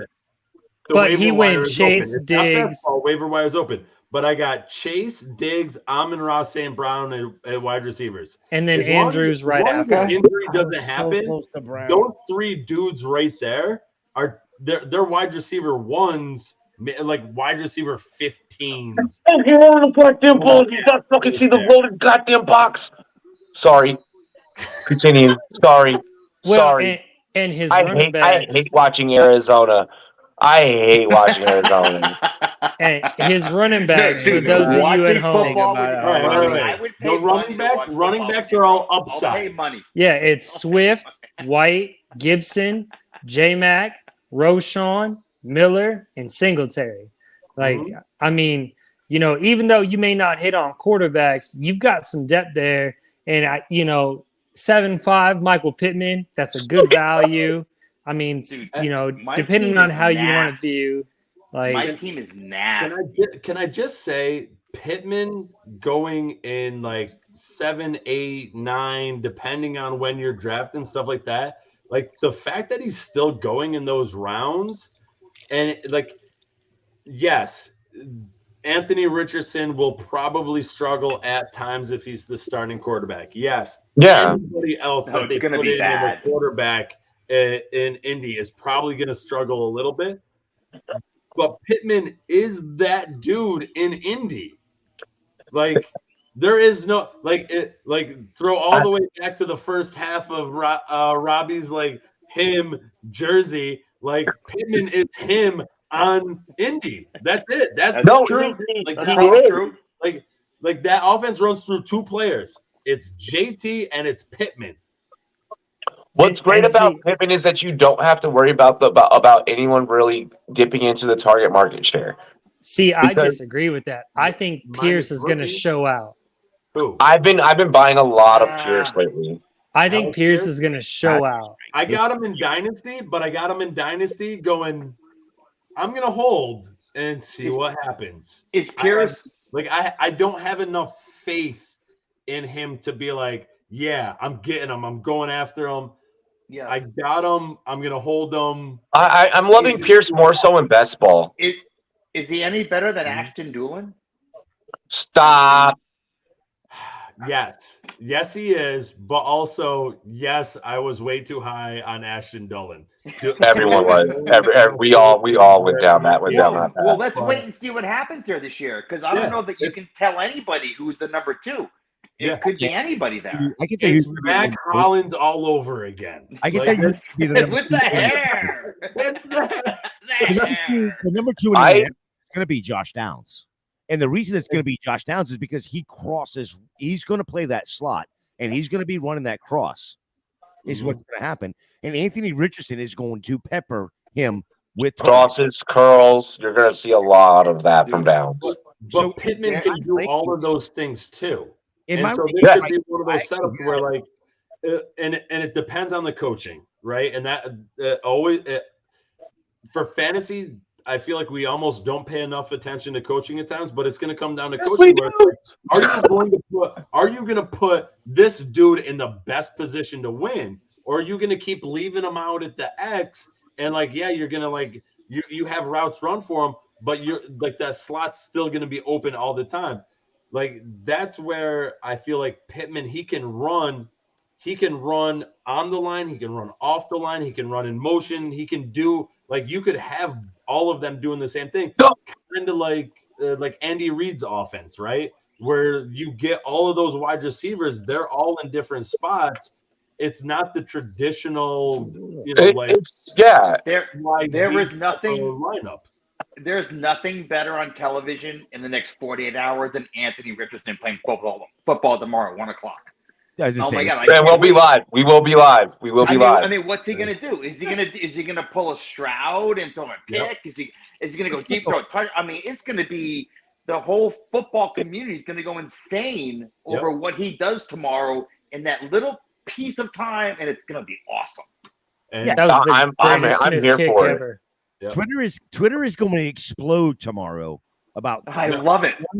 Well, you've got Bryce and Richardson tomorrow. He's gonna go in, out. It's going to explode over the whole Richardson thing. Taco, what are some of your favorite fantasy picks between from the leagues that we've been doing? I think in the staff league, much to what he was just saying, I went wide receiver heavy. Those quarterbacks were off the board. I didn't like the value there at I want to say I was at 7 or 8. I just kind of was like, fuck it. I took Jamar Chase. I'm not a big Chase guy. Cup, I got him in the second round. Third round was about to take quarterback. Then I saw Smith. I was like, quarterback Smith. Fuck it. I'm taking Smith. And I just kept rolling. It was deeper and deeper. And I ended up with my quarterbacks, but running backs is now what I'm looking for. But when you think about it, I have Madison and I have Chardonnay. But, I went RB0. My wide receivers are absolutely disgusting. With the scoring in that league, I think it's interesting because you have extra points for deep targets. So wide receivers look like they're stronger plays. So, we'll see how the calculus comes out throughout the season. So, calculus. Yeah, because I got Jamar Chase, Cooper Kupp. Cooper Kupp. Devontae This Smith, man Terry is McLaurin, fucking and- doing calculus, ladies and gentlemen, to try and find a way to beat me. No, That's how bad. That's how bad a fantasy football taco is. Who's your like quarterback? Einstein does calculus like it's nothing, bro. You know what I mean? Well, you're not Einstein, so let's. I mean, Okay, you football know, Einstein, you know what motherfucker. the drinking Come show see me, when bitch. Come see me. Chardonnay becomes Chardonnay. Like that's when you're like, oh yeah, Chardonnay. He's he's that RB. You got to get you some Chardonnay. Some I need some Chardonnay and Marvin Gaye. Chardonnay. I need some early in the morning. It was kind of funny that Pete said that Charbonnet was out for like 8 to 10 weeks, and last night he's dropping his shoulder and just ruining dudes. Charbonnet was just. Well, I think Coach, he's like, he's out for a few weeks. We might see him by the opening day. Yeah, Kenny He's Walker such a can stay out as motivator, long dude. as He he makes needs to, those guys run through walls. Yes. Well, I think the interesting thing is RB there, and it's going to ruin everybody's Charbonnet shares or Chardonnays, and it's going to ruin all the wine. The wine tasting is over. Would you say it's a white Walker fly doesn't in your catch Chardonnay? Because to me the interesting thing in the staff league was St. Patrick fantasy football god took Tua 310. Simmer down with St. Patrick. But he had Hill. He's not the saint. He's just a saint. He's a saint. He's a patron saint. But that was is Russ still in? Like Russell Wilson. Yeah, Russ is still in. Russ is still in, and to be honest, to be honest, left passes to the left to Cortland Sutton for 19. I'm not enjoying the way that the ball is coming out of Russell's hand. Like it feels like. Are you guys noticing this weird? This weird, but the passes are almost. I think his release is a little late because are you noticing the ball kind of start to dip? It's called aiming. What he's doing is he's aiming, not throwing. So that he's doing that either. I really think that his release is late. Robbie. Yeah, because he's aiming the ball. He's so focused on where he's trying to throw it. So I played quarterback through high school. Like the whole reason I got into scouting was I started scouting quarterbacks. As you watch his arm come down, he's aiming the ball. So you should release at the top of your shoulder. Yeah, I see he's that. He's releasing right here. So he's aiming the ball. He's aiming it where he wants it to go. And that's why these balls are doing weird ass shit. It's like a dip. It's like a dip at the end. It's like which this is weird an aim. dip. That's the aim. He's trying to aim it, not throw it. And can I just say, I want to revoke my hot take about the Broncos because the fact that Russ is still in right now, that scares me. Quarter 2 of week 1 of preseason. Hey, wait. Does Josh Jacobs ring a bell?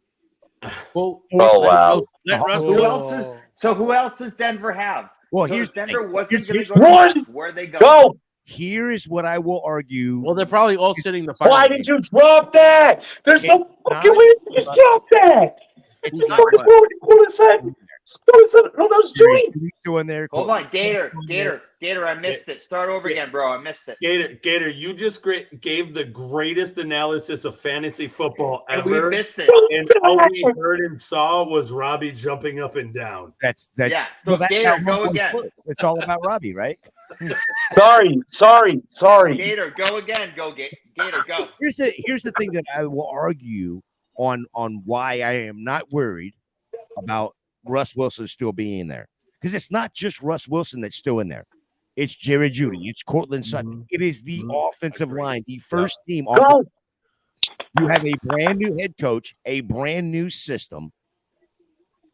We are going to beat this thing into your head right now.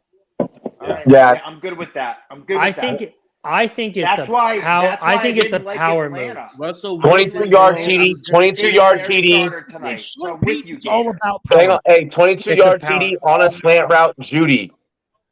To me, this is a power move by Sean Payton. IS has it as 21 yards, Robbie. 21 yards. Like, to me, this is a power move by Sean Payton to show, look, This is my offense. This is what we're going to run.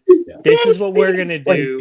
I'm not taking you out after 2 series and let you sit on the sidelines and play backups. You're going to learn my system. You're going to play my system, and you're going to make it work, or this isn't going to work, and you're gone. Yes. I think this is a total power move. That's exactly what it is. You look at Russ needed that. Russ needed that. Yes. Russ needed that. To your wife with a Take touchdown pass Take tonight. it back to last year. We all freaked out over the whole Josh Jacobs being in the fourth quarter of the Hall of Fame game. Mm-hmm. And then look what he went and did. Yeah. Cool. Whatever. Yep. Stop freaking out over preseason football. Yes. All of us. Every single one of us. I buy into the hype. Dude. You're the best. Yeah, stop I buy into the hype. buying that bullshit hype. If it's not, Robbie is lined up in his tent, waiting outside for the hype, the new Apple hype. It's the iHype 23 is out there, lined up, waiting for it, ready for that hype. Does Denver have an iStore? Because if they do, that's where you to do your shorts from. Oh my gosh! Get off the hill. Did a Washington quarterback throw a touchdown tonight? Oh yes, bro. That Jahan Dotson catch was just like crazy because it was like nothing beats the Tank Dell touchdown catch so far. That was bizarre. Obviously. Look, SD, some of your favorite picks.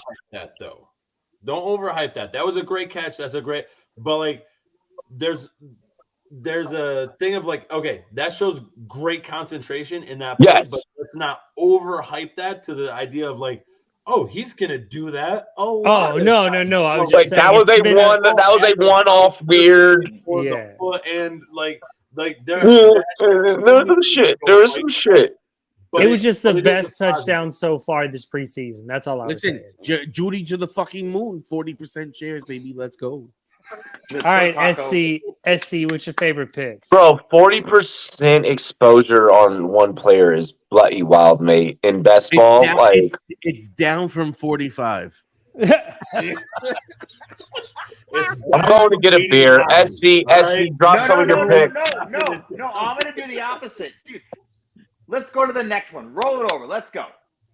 Bet. Next topic. Here. No, I'm not on the fucking clock. That's the wrong button. Yo, we're gonna Joe Mixon shit like a little lightly. Joe Mixon, per Drew Davenport, football guys, and he's an attorney. So this information is damn accurate. Oh my gosh. Oh my damn. But like it's accurate. This information is damn accurate. Guys, Joe Mixon had. You want to explain it? Give us a background. No. I'm going to totally go with this. I'm glad you bounced it back to me. So evidently, who's the guy, Robbie? Because I don't. Drew Davenport. Drew Davenport. Good friend of mine. Great guy. Phenomenal job giving a synopsis of this, but basically, neighbors of Joe Mixon were playing airsoft guns, and they said that Mixon knew what was going on, and that this happened all the time. Next thing you know, out of Mixon's house comes real gunfire coming at it, and they actually hit a kid. It hit the dirt and hit a kid. So, like Joe Mixon and John Morant shootout. Holy fuck! Holy shit! No. So this is true. I'm not making this up. No, this is true. Because Drew. Per Drew. He's per Drew. Drew had received the deposition across his desk. Robbie, you got bad feedback in your mic, bro. You're popping like crazy. Sorry. Yeah. So Drew got the information. Reset yours. Go, Robbie. Go. Keep going. Robbie's got to reset his mic. Like, can we please get the Spider-Man GIF where they're pointing at each other, but with Joe Mixon and guns and John Morant and guns. They're like, can we make that like an Instagram? Can we please somebody who like? I feel like I come up with all the meme ideas, but I have no fucking clue what I'm doing in any of that stuff. Like because you're a dad. You're a dad now. Please, so yeah, please you're a dad do now. Yes. So wait, So- Jeff, are you seriously sitting here? Because I have not read what Drew put out there. I saw that he put it out there on his Patreon, which, by the way, Yes. go subscribe to that. It's $3 if I mean, and he gives you all the legal analysts. I mean, Everything. it's fucking phenomenal. Yeah. What you just said though, is that factual? Like That's know what this happened? I am reading his tweets today. Oh, this came from Drew. Yes. Yes, I am not making. Yeah, this is literally. So go to his tweet and look at it on X or Twitter or whatever, because I don't want to misquote him in any way, shape, or form. Right. You know what I mean? But basically, what he said was there was real weapons fired from one house towards another house when the other house thought it was only airsoft. So, you know what I mean? I want to be really careful here. I don't want to lose my house and my family gets sued or something. You know what I mean? What I'll say about this situation is this: is if it wasn't Joe Mixon, this situation may be different. But this is not the first time we have heard some sort of issue like this. And this is not the first time we've heard about Mixon. him brandishing a weapon. Yeah, so I want to be careful. You know. No. I'm not saying it's inaccurate or accurate, but let's say it is accurate. You know, Goodell obviously does whatever he wants to do, but you can only let shit slide so far. And as far as a fantasy perspective goes, if you are looking at Mixon, you need to be 50-50 on this. And I think it's probably a better bet to let somebody else take Mixon and go with the backup if this information is accurate. But I also think that if Joe Mixon, like let's say this is true, Joe Mixon gets suspended, I think you buy high on all three of the Cincinnati wide receivers because they will not be running the ball the same way they were with Joe Mixon. If he running ain't there. Yeah, Brandon Snell allegedly. Yes, allegedly this is what is taking place. But remember this: this is not a criminal lawsuit; it's a civil lawsuit. Meaning that they're going for damages, not trying to get them for crazy time. Wait a second. And it looks like they were getting stuff after Joe Mixon's sister's boyfriend, husband kind of guy. It was that he supplied him the bullets. So it seems, and there was a lot of tampering charges. It looks like, long story short, they'll be able to cover it up where it's like innocent until proven guilty. But if you can't prove me guilty, can you really get me? You got to remember what. But I think you're missing that it's Joe Mixon though. And you got to remember what state it's in. Number one, that's number one. Now I have a question real quick because the crap that was happening earlier in the off season was a girl. He apparently waved a weapon at her. Correct. Yes. And that was a whole other situation. And then, of course, in the fantasy world, we're all flipping out over that. And then, of course, that, not saying that it got settled, but it kind of went away. It kind of went away. With the, the Cincinnati Bengals going, okay, we're gonna restructure the contract and basically extend you out. So we're like, okay, cool. Cincinnati knows what's going on. Boom. We're gonna reinvest. And now this is a whole separate incident. Yep. With another weapon. Now a child is involved, is what it sounds like. It's what it looks like. I mean, I don't want to. Ohio. So there's Ohio doesn't play with that BS bullshit. I mean, they don't like Canadians and they like Americans. It's not Mixon that they're putting at the spot of it. It's not like they're saying Joe Mixon did it. But it's the fact that it is involving Mixon, and when we look at, you could use the same situation with the Michael Vick. Yep, this is the player who has continuously been in some shit since college. Yeah. and he's not And that after a while, it kind of starts to line up. I ain't trying to be funny or anything, but I'm thinking I'm counting Netflix documentary number 2 about a player that's been fucking stashing some bodies because he's starting to be on some shit, and it's starting to remind me of a certain other fucking tight end that played in New England. I The just way want to that be these things, careful. the You way know, that these I'm things not keep trying happening, to- the way that these things keep happening, and then somehow just magically disappear. Or But a you're always magical, around. But you're always around when some shit's happening. Wasn't he around during the Kamara incident with the Liddell Green's grandson as well? or the Don't magical know any of defensive that. end who went to the UFC was the same situation. Well, look, he was having those issues when he was in Oklahoma too. So Yeah, Big that's time. what I'm Big saying. This is beginning. It's a trend. This is beginning to, and I wouldn't be shocked if they try to take the previous weapon incident, link it to this one, find some way to link it, and be like, And every other running back in the league is trying to get paid, and he took a pay cut. Yeah.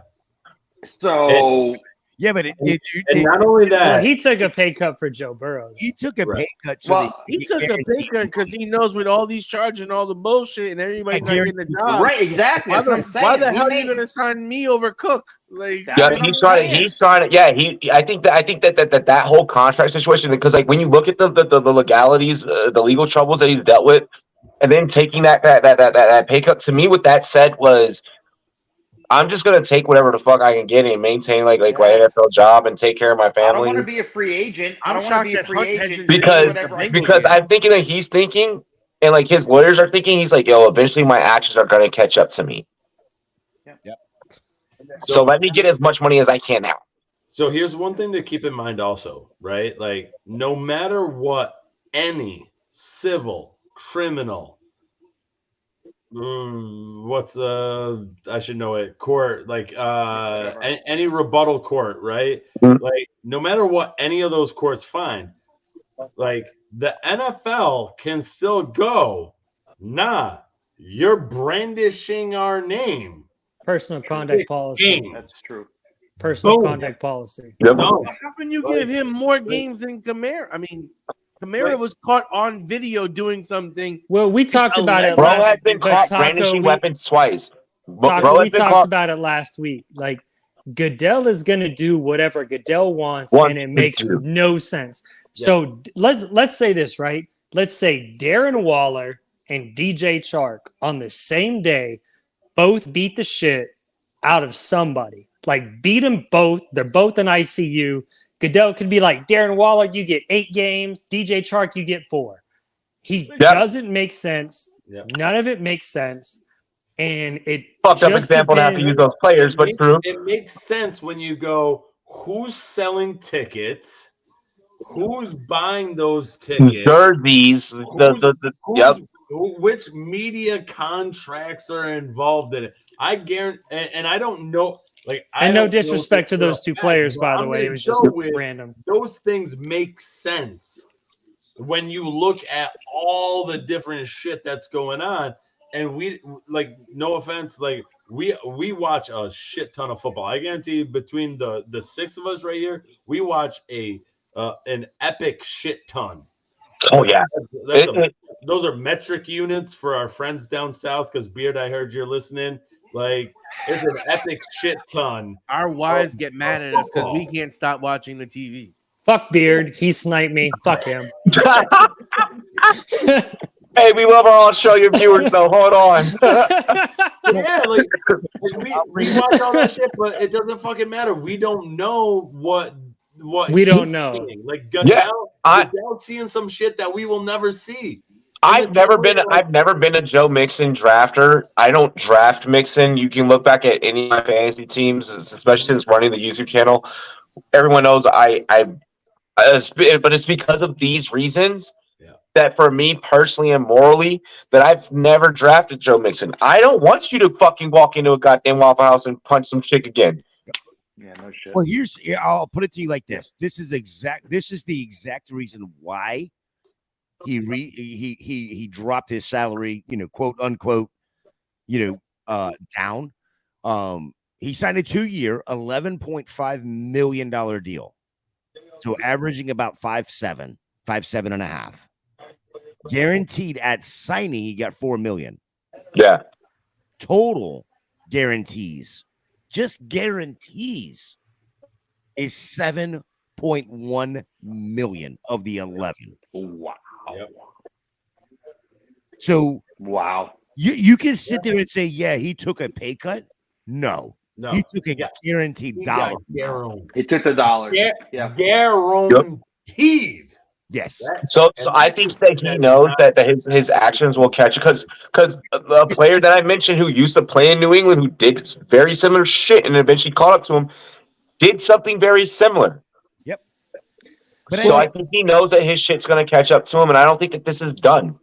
So there's another thing I want to bring up though. Like as we're talking about repetitiveness and shit like that, there's something else I want to bring up that I find really, really interesting. The NFL has partnered with multiple sports books.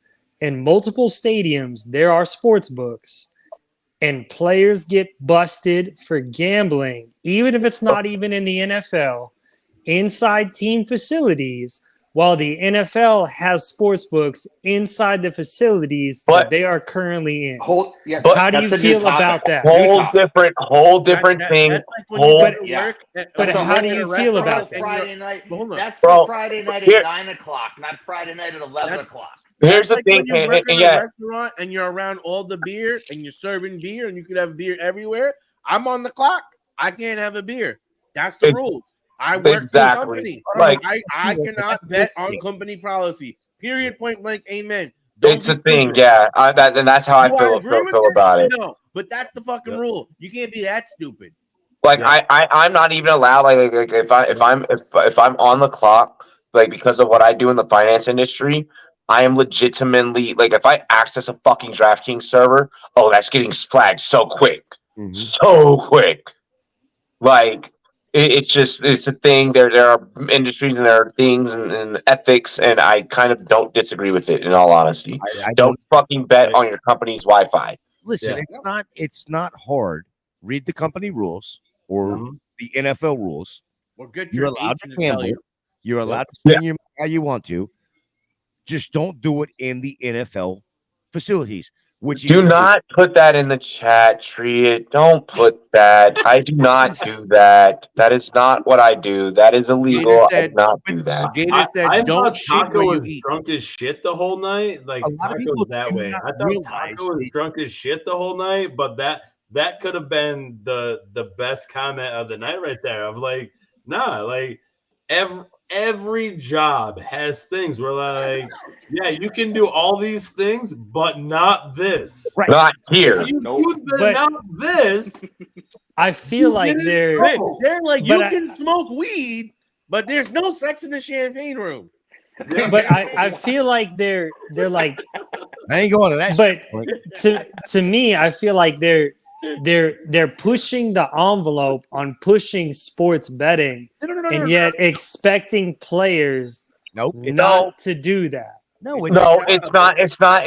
Don't do that. It's don't do that on fucking facility grounds. Correct. And no insider trading. Don't bet on your team. Yeah. Don't bet on your team. Don't bet on. But Calvin Ridley didn't do it inside the facility. And don't do it on facility. Yes, he did. Did he? I don't disagree with that. I live in Georgia, right? His thing with Georgia, we're not a betting state, right? We can't do that. We can do underdog best ball, but we can't. Like I can look at DK's lines, but I cannot bet on DK. What he did is had somebody else build an account, and he did all the betting. So it was. He's lucky. He's lucky he didn't get charged in the state of Georgia. Yeah, because that is a criminal offense. That is a charge. You cannot do that. That is in the terms and conditions. You cannot do that.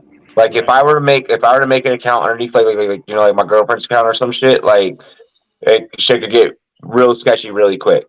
Yep. Now that he's in Jacksonville, DK's available in Jacksonville. But see, when they these NFL facilities, that also includes hotels when the team is traveling. Yep, that does include hotels. That includes buses. That includes yes.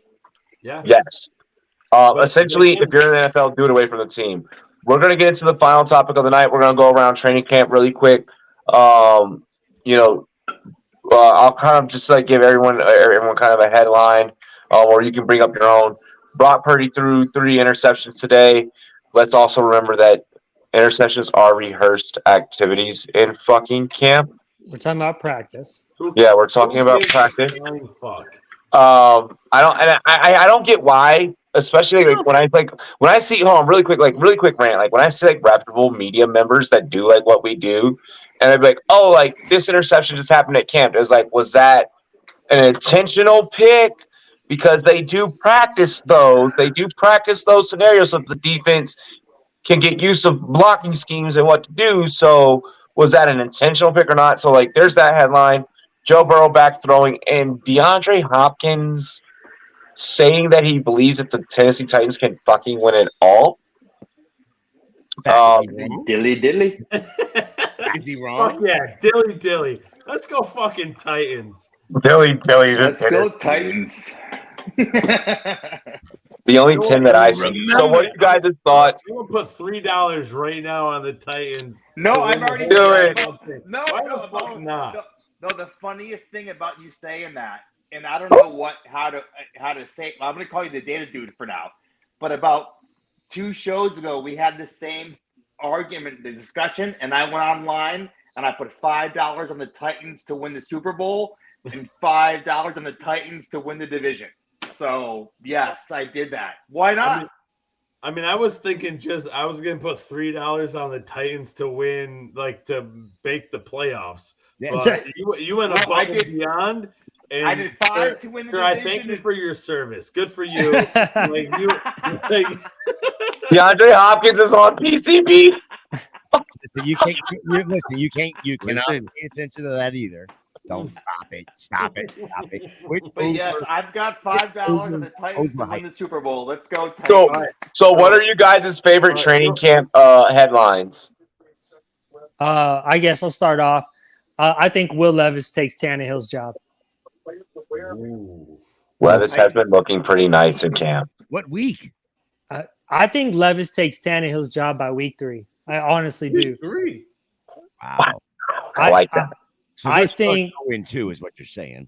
I think this division, the way that it's set up, it's 2 teams. It's Tennessee and it's Jacksonville. Houston and Indy don't matter. And I think Vrabel is smart enough to know Tannehill is past his prime, and you've got a guy who's been showing out. He's ready to go. Give him the reins. And you know what? Maybe you make the playoffs. Maybe you barely miss it. But you know for a fact Tannehill will not be there next year. Give Levis a shot. We cover Levis tomorrow, don't we? Yeah, we'll cover Levis tomorrow. Yeah. And then the second one for me was Dak's interceptions in preseason training camp. Get the fuck over it. Shit happens, dog. Bro, but okay. So with that though, but like when it's like, yo, Will Greer is outperforming you, and like with Dallas, like we've seen this before with like Dak superseding fucking Romo in the preseason. With Dallas, I wouldn't be. I think that it's early to like kind of like be out on Dak, but I think that like if you start seeing some weird shit, don't be surprised if they're like we had a discussion on this show last year where it was like, is it time for them to just give Cooper Rush an opportunity because like Dak is like fucking doing weird shit. Dak is regressing after his injury, but I think we're overreacting on what is happening during training camp. I think we don't know if those are planned picks or not. We do not know if those are. No one knows if those are planned picks. We're way overreacting. And then I would say my third thing is, do not be surprised if by week 1 Trey Lance is on a different team. Tampa Bay. Ooh, I like that. I like that call. That was a nice little. That's fun. If nothing else, that's fun. It's fun. Agreed. Trey Lance to Tampa for a 2nd and a 4th. So wait, you can't make it Yes. from 50, but you can fucking make the field goal from 55. Well, I mean, Agreed. it's a different angle, Robbie. All right, you're up, Gator. It's You're all up, about Gator. the angles. Robbie, how Come many on, kicks Robbie, you have know you that. made It's from all 50 about the yards, angles. Robbie? I can't fucking make a kick from 50 yards. I'll be honest. I cannot. Oh, you guys are the best. the overreaction is just insane. Insane. I mean, I know it's been like 9 months since we've had football. Well, we're degenerates. What do you expect? Simmer down. We have to simmer down. If we don't simmer down, we're gonna drive ourselves nuts, and nobody's winning championships. Fuck around and All I gas know out is by I'm week gonna beat 11. you, Gator. I'm gonna beat you, Gator. You ain't beating me. You ain't in a league with me. I'm gonna beat you, Gator. You can't beat me if you ain't in my league. I'm gonna beat you, I Gator. only have Call me Happy Gilmore, and I'm gonna call you Gator. I only have legitimate league mates in my leagues. That's all. Oh, that's a fucking shot, dude. You that know was what? a shotgun to You the know what? chest. All that sounds like is a deflection from getting in the ring. He's been learning from some of Taco, these taco, Gotta taco. duck and Make dodge. it, make it through me first. Do we have a Oh, Mark please. Zuckerberg, That's Elon light work. Musk type of That's situation light here? work. Whose mommy's gonna come in and save him? No, he's more like Aaron Rodgers, and I'm gonna be over here just Zach Wilson and his mom, and it's No, Lord. over. Stacy's mom has got it going on. Listen, Gator, So, you could- so you you're could do saying your song that and there's dance. just too much training camp like overreaction hype bullshit. Listen, it is only week 1 of the preseason. Yes, we have to simmer down. I know we want it back. Listen, I'm a Jacksonville Jaguar, baby. You've been a Jacksonville Jaguar. It's only we got 3 weeks at least Taco's about to before we take his find shirt any off. I true feel like news. Come on. We're not going to see anything. There's a big tattoo there. We can all assume, but let's simmer down on the hype. Don't overreact. Let's stop overreacting. Overreactors get views. Well, the one hype I'm gonna buy into is Hyatt in the Giants. Well, I think he takes 2. But I don't disagree. I don't. Am I the only one that's can, going back on can that? have- when you look at what the Giants did last year, they had nobody out there. Nobody. With Wandale being injured, you bring Darren Waller in. Wandale's still hurt. Wandale still hurt, but They basically still have nobody.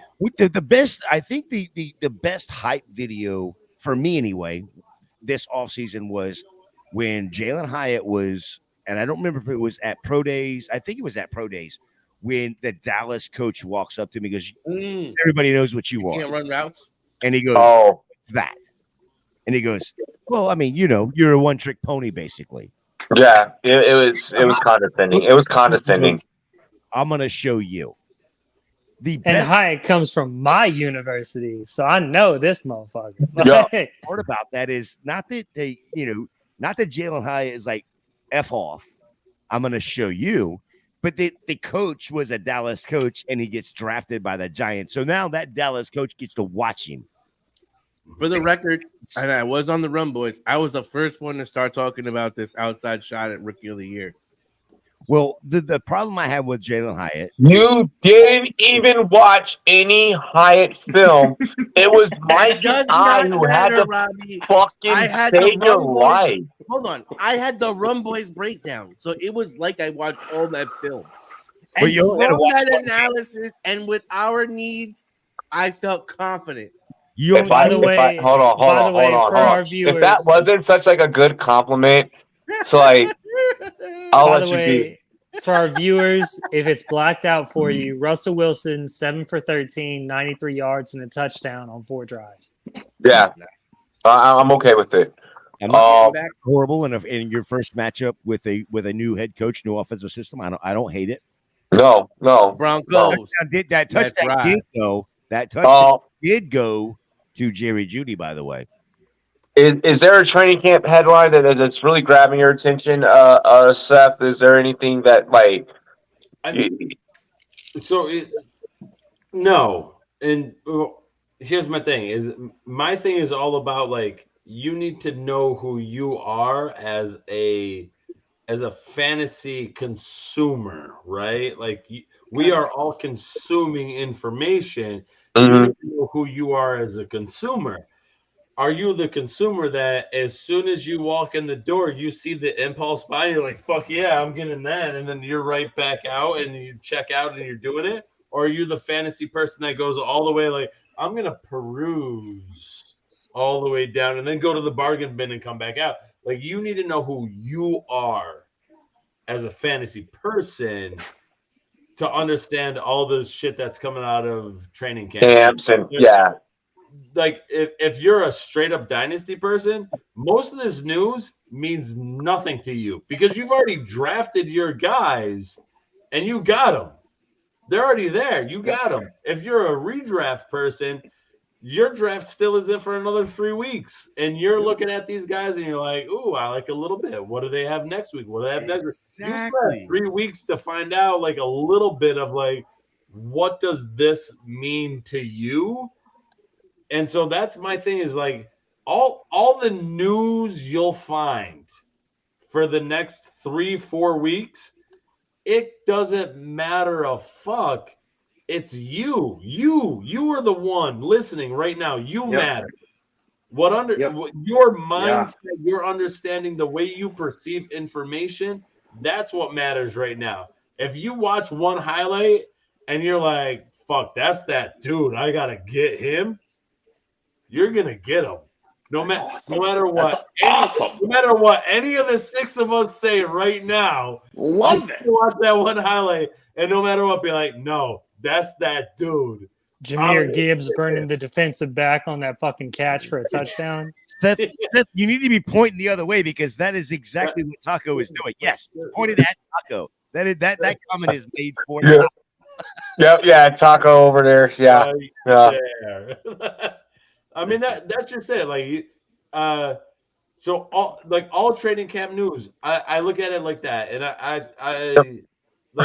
I try to come in with no biases, but I'm an imperfect person too. Like I understand my own biases, and understanding your biases is gonna be the thing that makes you a better fantasy consumer of information. Because then you go, okay, wait, I get it. He was dope right there. But fall in love with someone. Fall in love with them.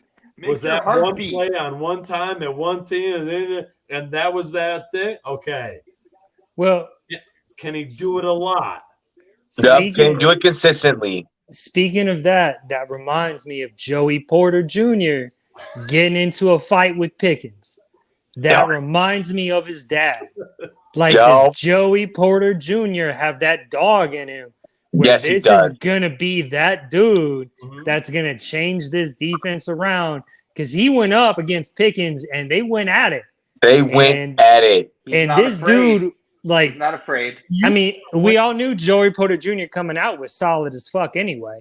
Like, anyone who watched any film knew he was solid. But the fact that he went and tried to throw hands with Pickens, sorry. That's that training camp hype. Like, yo, is this the JPJ that we're gonna see day in and day out, or is this just JPJ trying to make a name in training camp? I think honestly, something like that is something that I look at and go, okay, did your dad, did dad just go, look, boy, it's time to step up. This team needs to step up. Well, not boy, but yeah. I'm sorry. I'm just thinking I know what you meant. I know what you meant, but I was like, I need to correct this before someone on fucking like. Yeah, look, son. Yes. My bad for the verbiage there. It's okay. No, it doesn't bother me. That does not but like I was like, someone's gonna fucking say something. Let me. Exactly. Fuck. We're in enough trouble tonight with our chat. That's where they're going. This my mindset is Joey Porter Sr.'s like, hey, son, get the fuck out there and punch him in the mouth. Do this now. Let's build this. That's the way it was back in Joey Sr.'s day. Yeah. That's how we did things. And coming from the old school mindset of let's go punch him in the mouth. We're teammates. Same jersey. That's not a catch. But let's go. Yeah. and that's the iron sharpens iron type of thing. But that's also that's you get harder together. Wow, that's gonna Boss. never mind. What? You get harder together, man. Yeah. Whoops. But yeah, I walked down to my college team and as a wide receiver, and I was ready to throw hands with anybody that Anybody, bro. I was and I was the least I ended up not making it past too far, but Who like cares? You it tried. doesn't matter. But like if anybody stepped up, like it was ready, like we were ready, like Yup. it was on. And like and if anybody came to me and said like, hey, you ran that route, and I was like, I ran that route wrong. How should I run? Like let me I'm gonna I want to get in there. And if a defender came in there and said it was like, oh, I knew what you were running, I'd be like, you knew what I was running. Yo, you better wait till this next. You better wait till this next rep. Wait till this next rep. Yeah, I promise you, I'm gonna fucking smack you in the side of your helmet. Yeah, as I catch it one-handed over top of you and go boop, like that. Get the fuck out of my face! I'm so mad. I'm so mad that I fucking revoked my PTO. Like tomorrow morning. I was literally supposed to be on a football field with Des Bryant making fucking YouTube content. Yeah, I'm so pissed off. So pissed off. I'm so fucking pissed off. It's okay though, because I'm still gonna make content with Emmanuel Sanders later this season. So like that's dope. Yeah, it's like it'll be okay. Best excited, subtle excited, or the best sarcastic. No way, ever. Like that's the best, dude. You know, Dealing with Des Bryant. No way. Like no way. I'm in. Taco. No way. Good for you. Taco, any training camp news that has caught your eye, and then we'll go into Jeff, and then myself, and then we'll wrap up. I mean, I think we talked about it yesterday. The Slayton usage, targets, amount of time on field, all of that is just leading me to think that at least to start the season, and if we're talking about not best ball in redraft, that's the kind of guy you might want to take at the end of your draft, see how he pans out. Then depending on volume, making the play out. But it's a revolving door over there. In most cases, in redraft leagues, especially like your 1 QB type leagues, you're probably not going to have high on your roster, but you're probably going to watch him on the waiver wire and wait for him to break. And I am going to fucking go to the post office next weekend and send out your fucking autographed Darius Slayton jersey that I promised you for a fucking year now. I am sorry. I promise I will get it done. It's literally right up there in my fucking closet. Like I promise I'll get this out to you. Am I the only other person that's jealous that somebody has a Darius Slayton jersey? Because I was like, no, Slayton, like he's gonna be like a thing. Like I interviewed him. Like he's not great, but he's like a little thing. I interviewed Darius. I love Slayton. In those PPR leagues, 1 point per catch, you start adding up, and you're like, shit. Yeah, Darius is a Rumboy. Darius is a Rumboy, and we're really good friends. Like I fucking love Darius. I literally we were sitting down at a lunch in LA, and like they had like this little Madden center at set up, and he hops on the sticks, starts playing this kid, and he's like. And he's beating the brakes off this kid. It was 27 to zip. And I'm like, hey, bro, he's 12. He's like, well, I have to learn the playbook somehow. And I literally then turned to the waitress who's walking around the tray, and I just grabbed a fucking I think it's whiskey. I just grabbed a shot of fucking whiskey, and literally walked away. I was like, you're an asshole, just so you know. He's like, I love you. And I was like, fine. And I walked away and I took a shot. So that's where Russell Wilson was, Kyler Murray was screwing up. Is he playing Madden and not Call of Duty? Kyler's still a cool dude. Hates fucking media, but still a cool dude. The fact that he was nice enough to me, it was cool. Kyler Murray has a picture that's running around the internet. That's another point from training camp. It's a picture. It's a picture that the Burrow Glizzy Glazers will enjoy. Is it like an NSFW type of thing? It's a beer belly. Oh yeah, Oh, it's a beer belly. Oh, okay. It's similar to like the one that went around last year about Leonard Fournette. You know, where he was a little. All over. Yeah. Okay, I get it. Yeah, the Jamarcus Russell type of situation. Jeff. Probably caused from playing too much Call of Duty. Call of Duty. Yeah. Enough Madden. SC Express. Everything in moderation, guys. Work out in moderation. Play video games in moderation. Drink in moderation. Whoa. Fuck that. Drink heavily. Yeah, football in moderation. Hey, for that one thing though that you do not do in moderation is watch this YouTube channel. Do not do that in moderation. Go full fucking steam ahead. You tune into every fucking show. SC Express, and then we're gonna get out of here. Look, the last 48 hours have been so much fun for me. Doing this and hanging out tonight with Gator J and my data dude. This has been a lot of fun for me, and I can't wait to make my podcast debut on the Data Dudes podcast. Now that I just suckered him into that. But I do. So if you want to give me one, I'm going to give you one. You ready? I'm going to say I see running backs starting to push back. Dobbins is sitting out. Jacobs is sitting out. Taylor is not in camp anymore. I see some of these running backs that are on the cusp of their contract saying, wait a minute, guys, this isn't necessarily what it should be. The running back writer's strike? If there were any running backs that were going to sit out to maybe make a point for the running backs, it's Dobbins, Jacobs, and Taylor. Those are the three guys that could sit out and say, I'm not doing it. And they're all and then you couple that with some of the other free agents that we talked about. They're all sitting back looking at Barkley like, you pussy. Well, Jacobs. What legs does Dobbins have to stand on? He's played like 5 games. Like Dobbins doesn't have much. But hold on, Taco, I'm with you. But you know what? Dobbins blames Harbaugh. Harbaugh played him in the preseason when he didn't need to be playing. Harbaugh wanted to keep his preseason winning game thing going. Yeah, it was that was some selfish ass shit by the Ravens. Yeah, exactly. So Dobbins ain't taking the shit because of that. So these three guys, I think, are making a stand.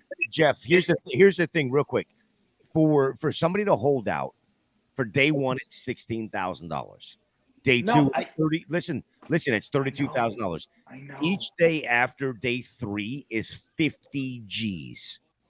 The running backs don't get paid enough; they can't afford to sit out. Yeah. Well, so what far, a pass by Kellen Mond. Dobbins is hurt. Yep. Jacobs is not signed, and Taylor has an ankle issue. Mm-hmm. So none of them are compiling fine. It's interesting to me. These are the three guys that could maybe do it. Mond is actually good. Like he's actually good. It's not cost effective for them to do it. And so Robbie, before we jump off, I'm just trying to do something a little. You know what I mean? Dave? No, I like that. I like that. And I like having a different take and a different perspective as we're wrapping up training news. We need that. Everyone can't say the same things. No, that's what the argument is. Okay, you make your argument. Yeah, and we got. If we all agree on the exact same thing, then it doesn't make for a show at all. Yeah, nobody wants to hear that.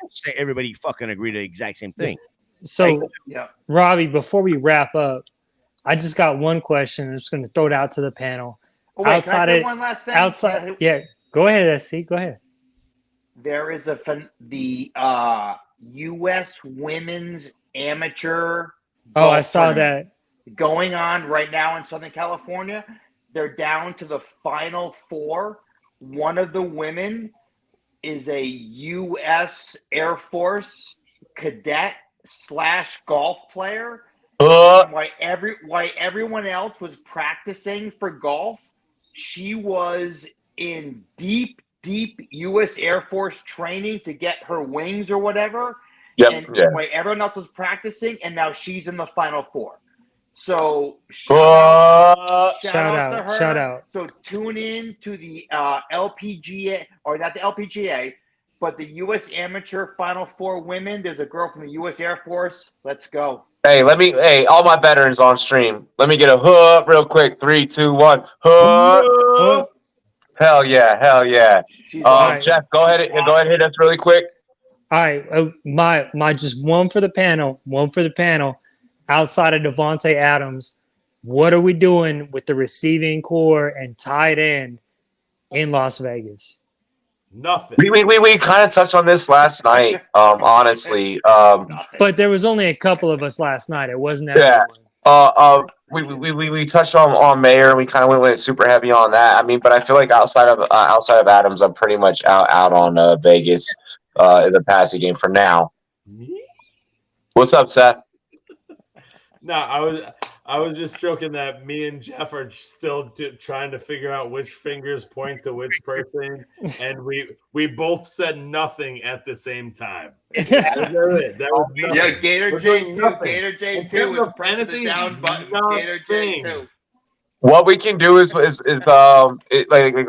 touch more on the Raiders passing game tomorrow, because we are going to be on air covering games tomorrow. If you gentlemen would like, I'll share the link with you. You can always pop in. I want to be live for the Indy game. Yeah, well, then I'll have the link in the group chat. Right. Seth, you're always welcome. Anybody have anything that they want to shout out as we wrap up and get out of here? Because our sponsors, I'm sure, are probably like, motherfucker, you did 2 hours and 40 minutes on a 2-hour show. And you only ran my ads twice, so I need to get the fuck off of air. So yeah, let's go. Jeff, anything? Just shout out to Gator and everyone else who showed up today. After yesterday, what a great night. I'm excited for tomorrow. Robbie, let me know when we show up on air tomorrow, and hit me up later. We'll set up a time. We'll start. We'll be on air for kickoff. We'll be on air for kickoff.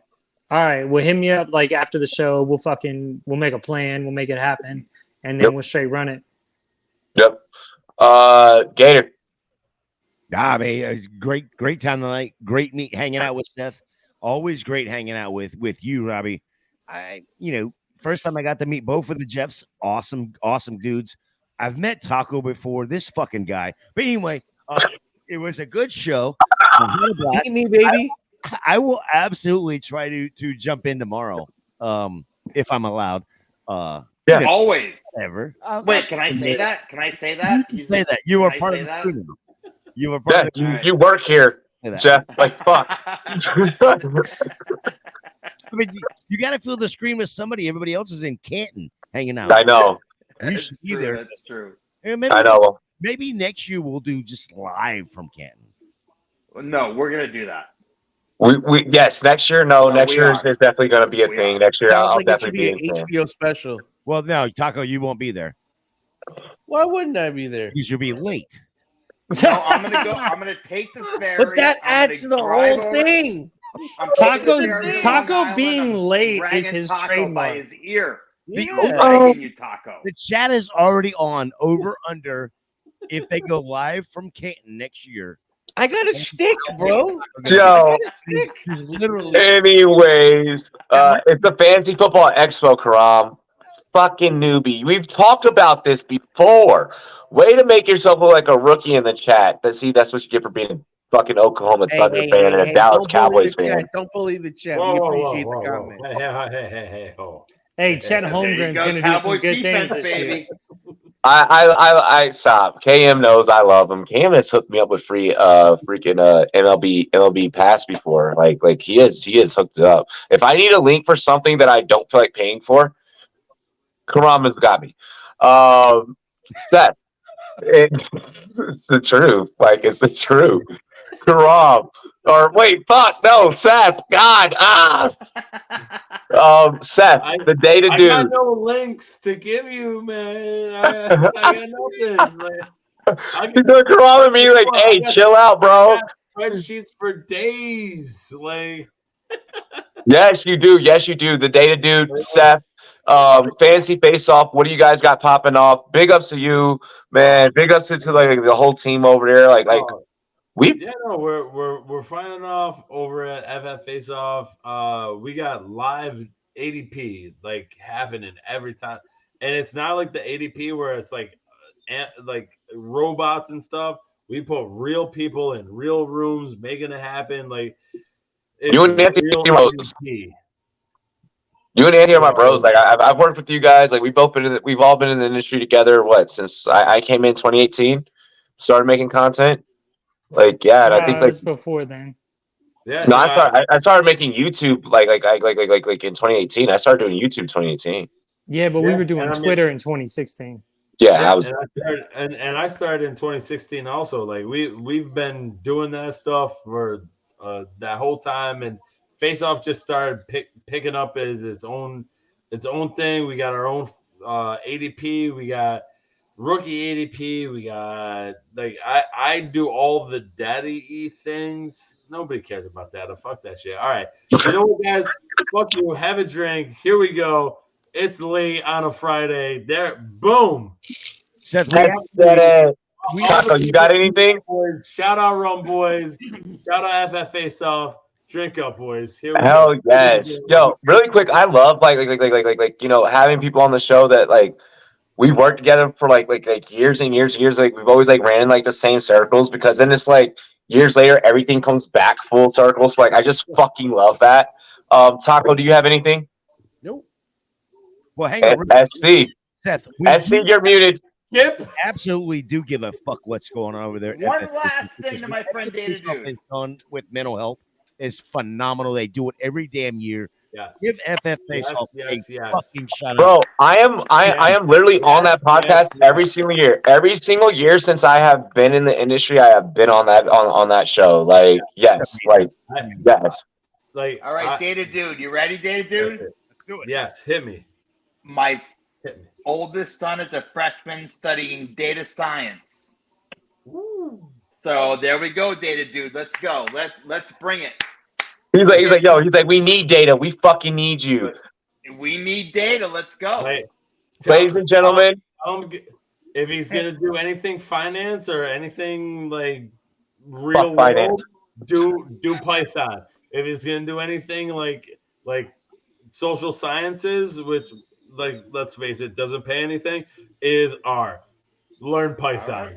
Learn Python, young man. Learn Python. Yes. He learned Python this summer. We'll be talking, my friend. Hey, let me shout out Kareem in the chat real quick. Chet Holmgren's gonna be the real deal, bro. Karam, yeah. Hell yes. Ladies and gentlemen, this is the Rumboyz Fantasy Network. Be sure to like, comment, subscribe. We'll be live tomorrow for kickoff. As soon as we get the first kickoff, we'll be live about 5 minutes right before. Get you guys nice, warmed up, ready to go. Pause. Cheers to me. Cheers to you, all the Rumboyz and girls. What it do? Dilly dilly. God damn, I love and appreciate all of you. We are out of here.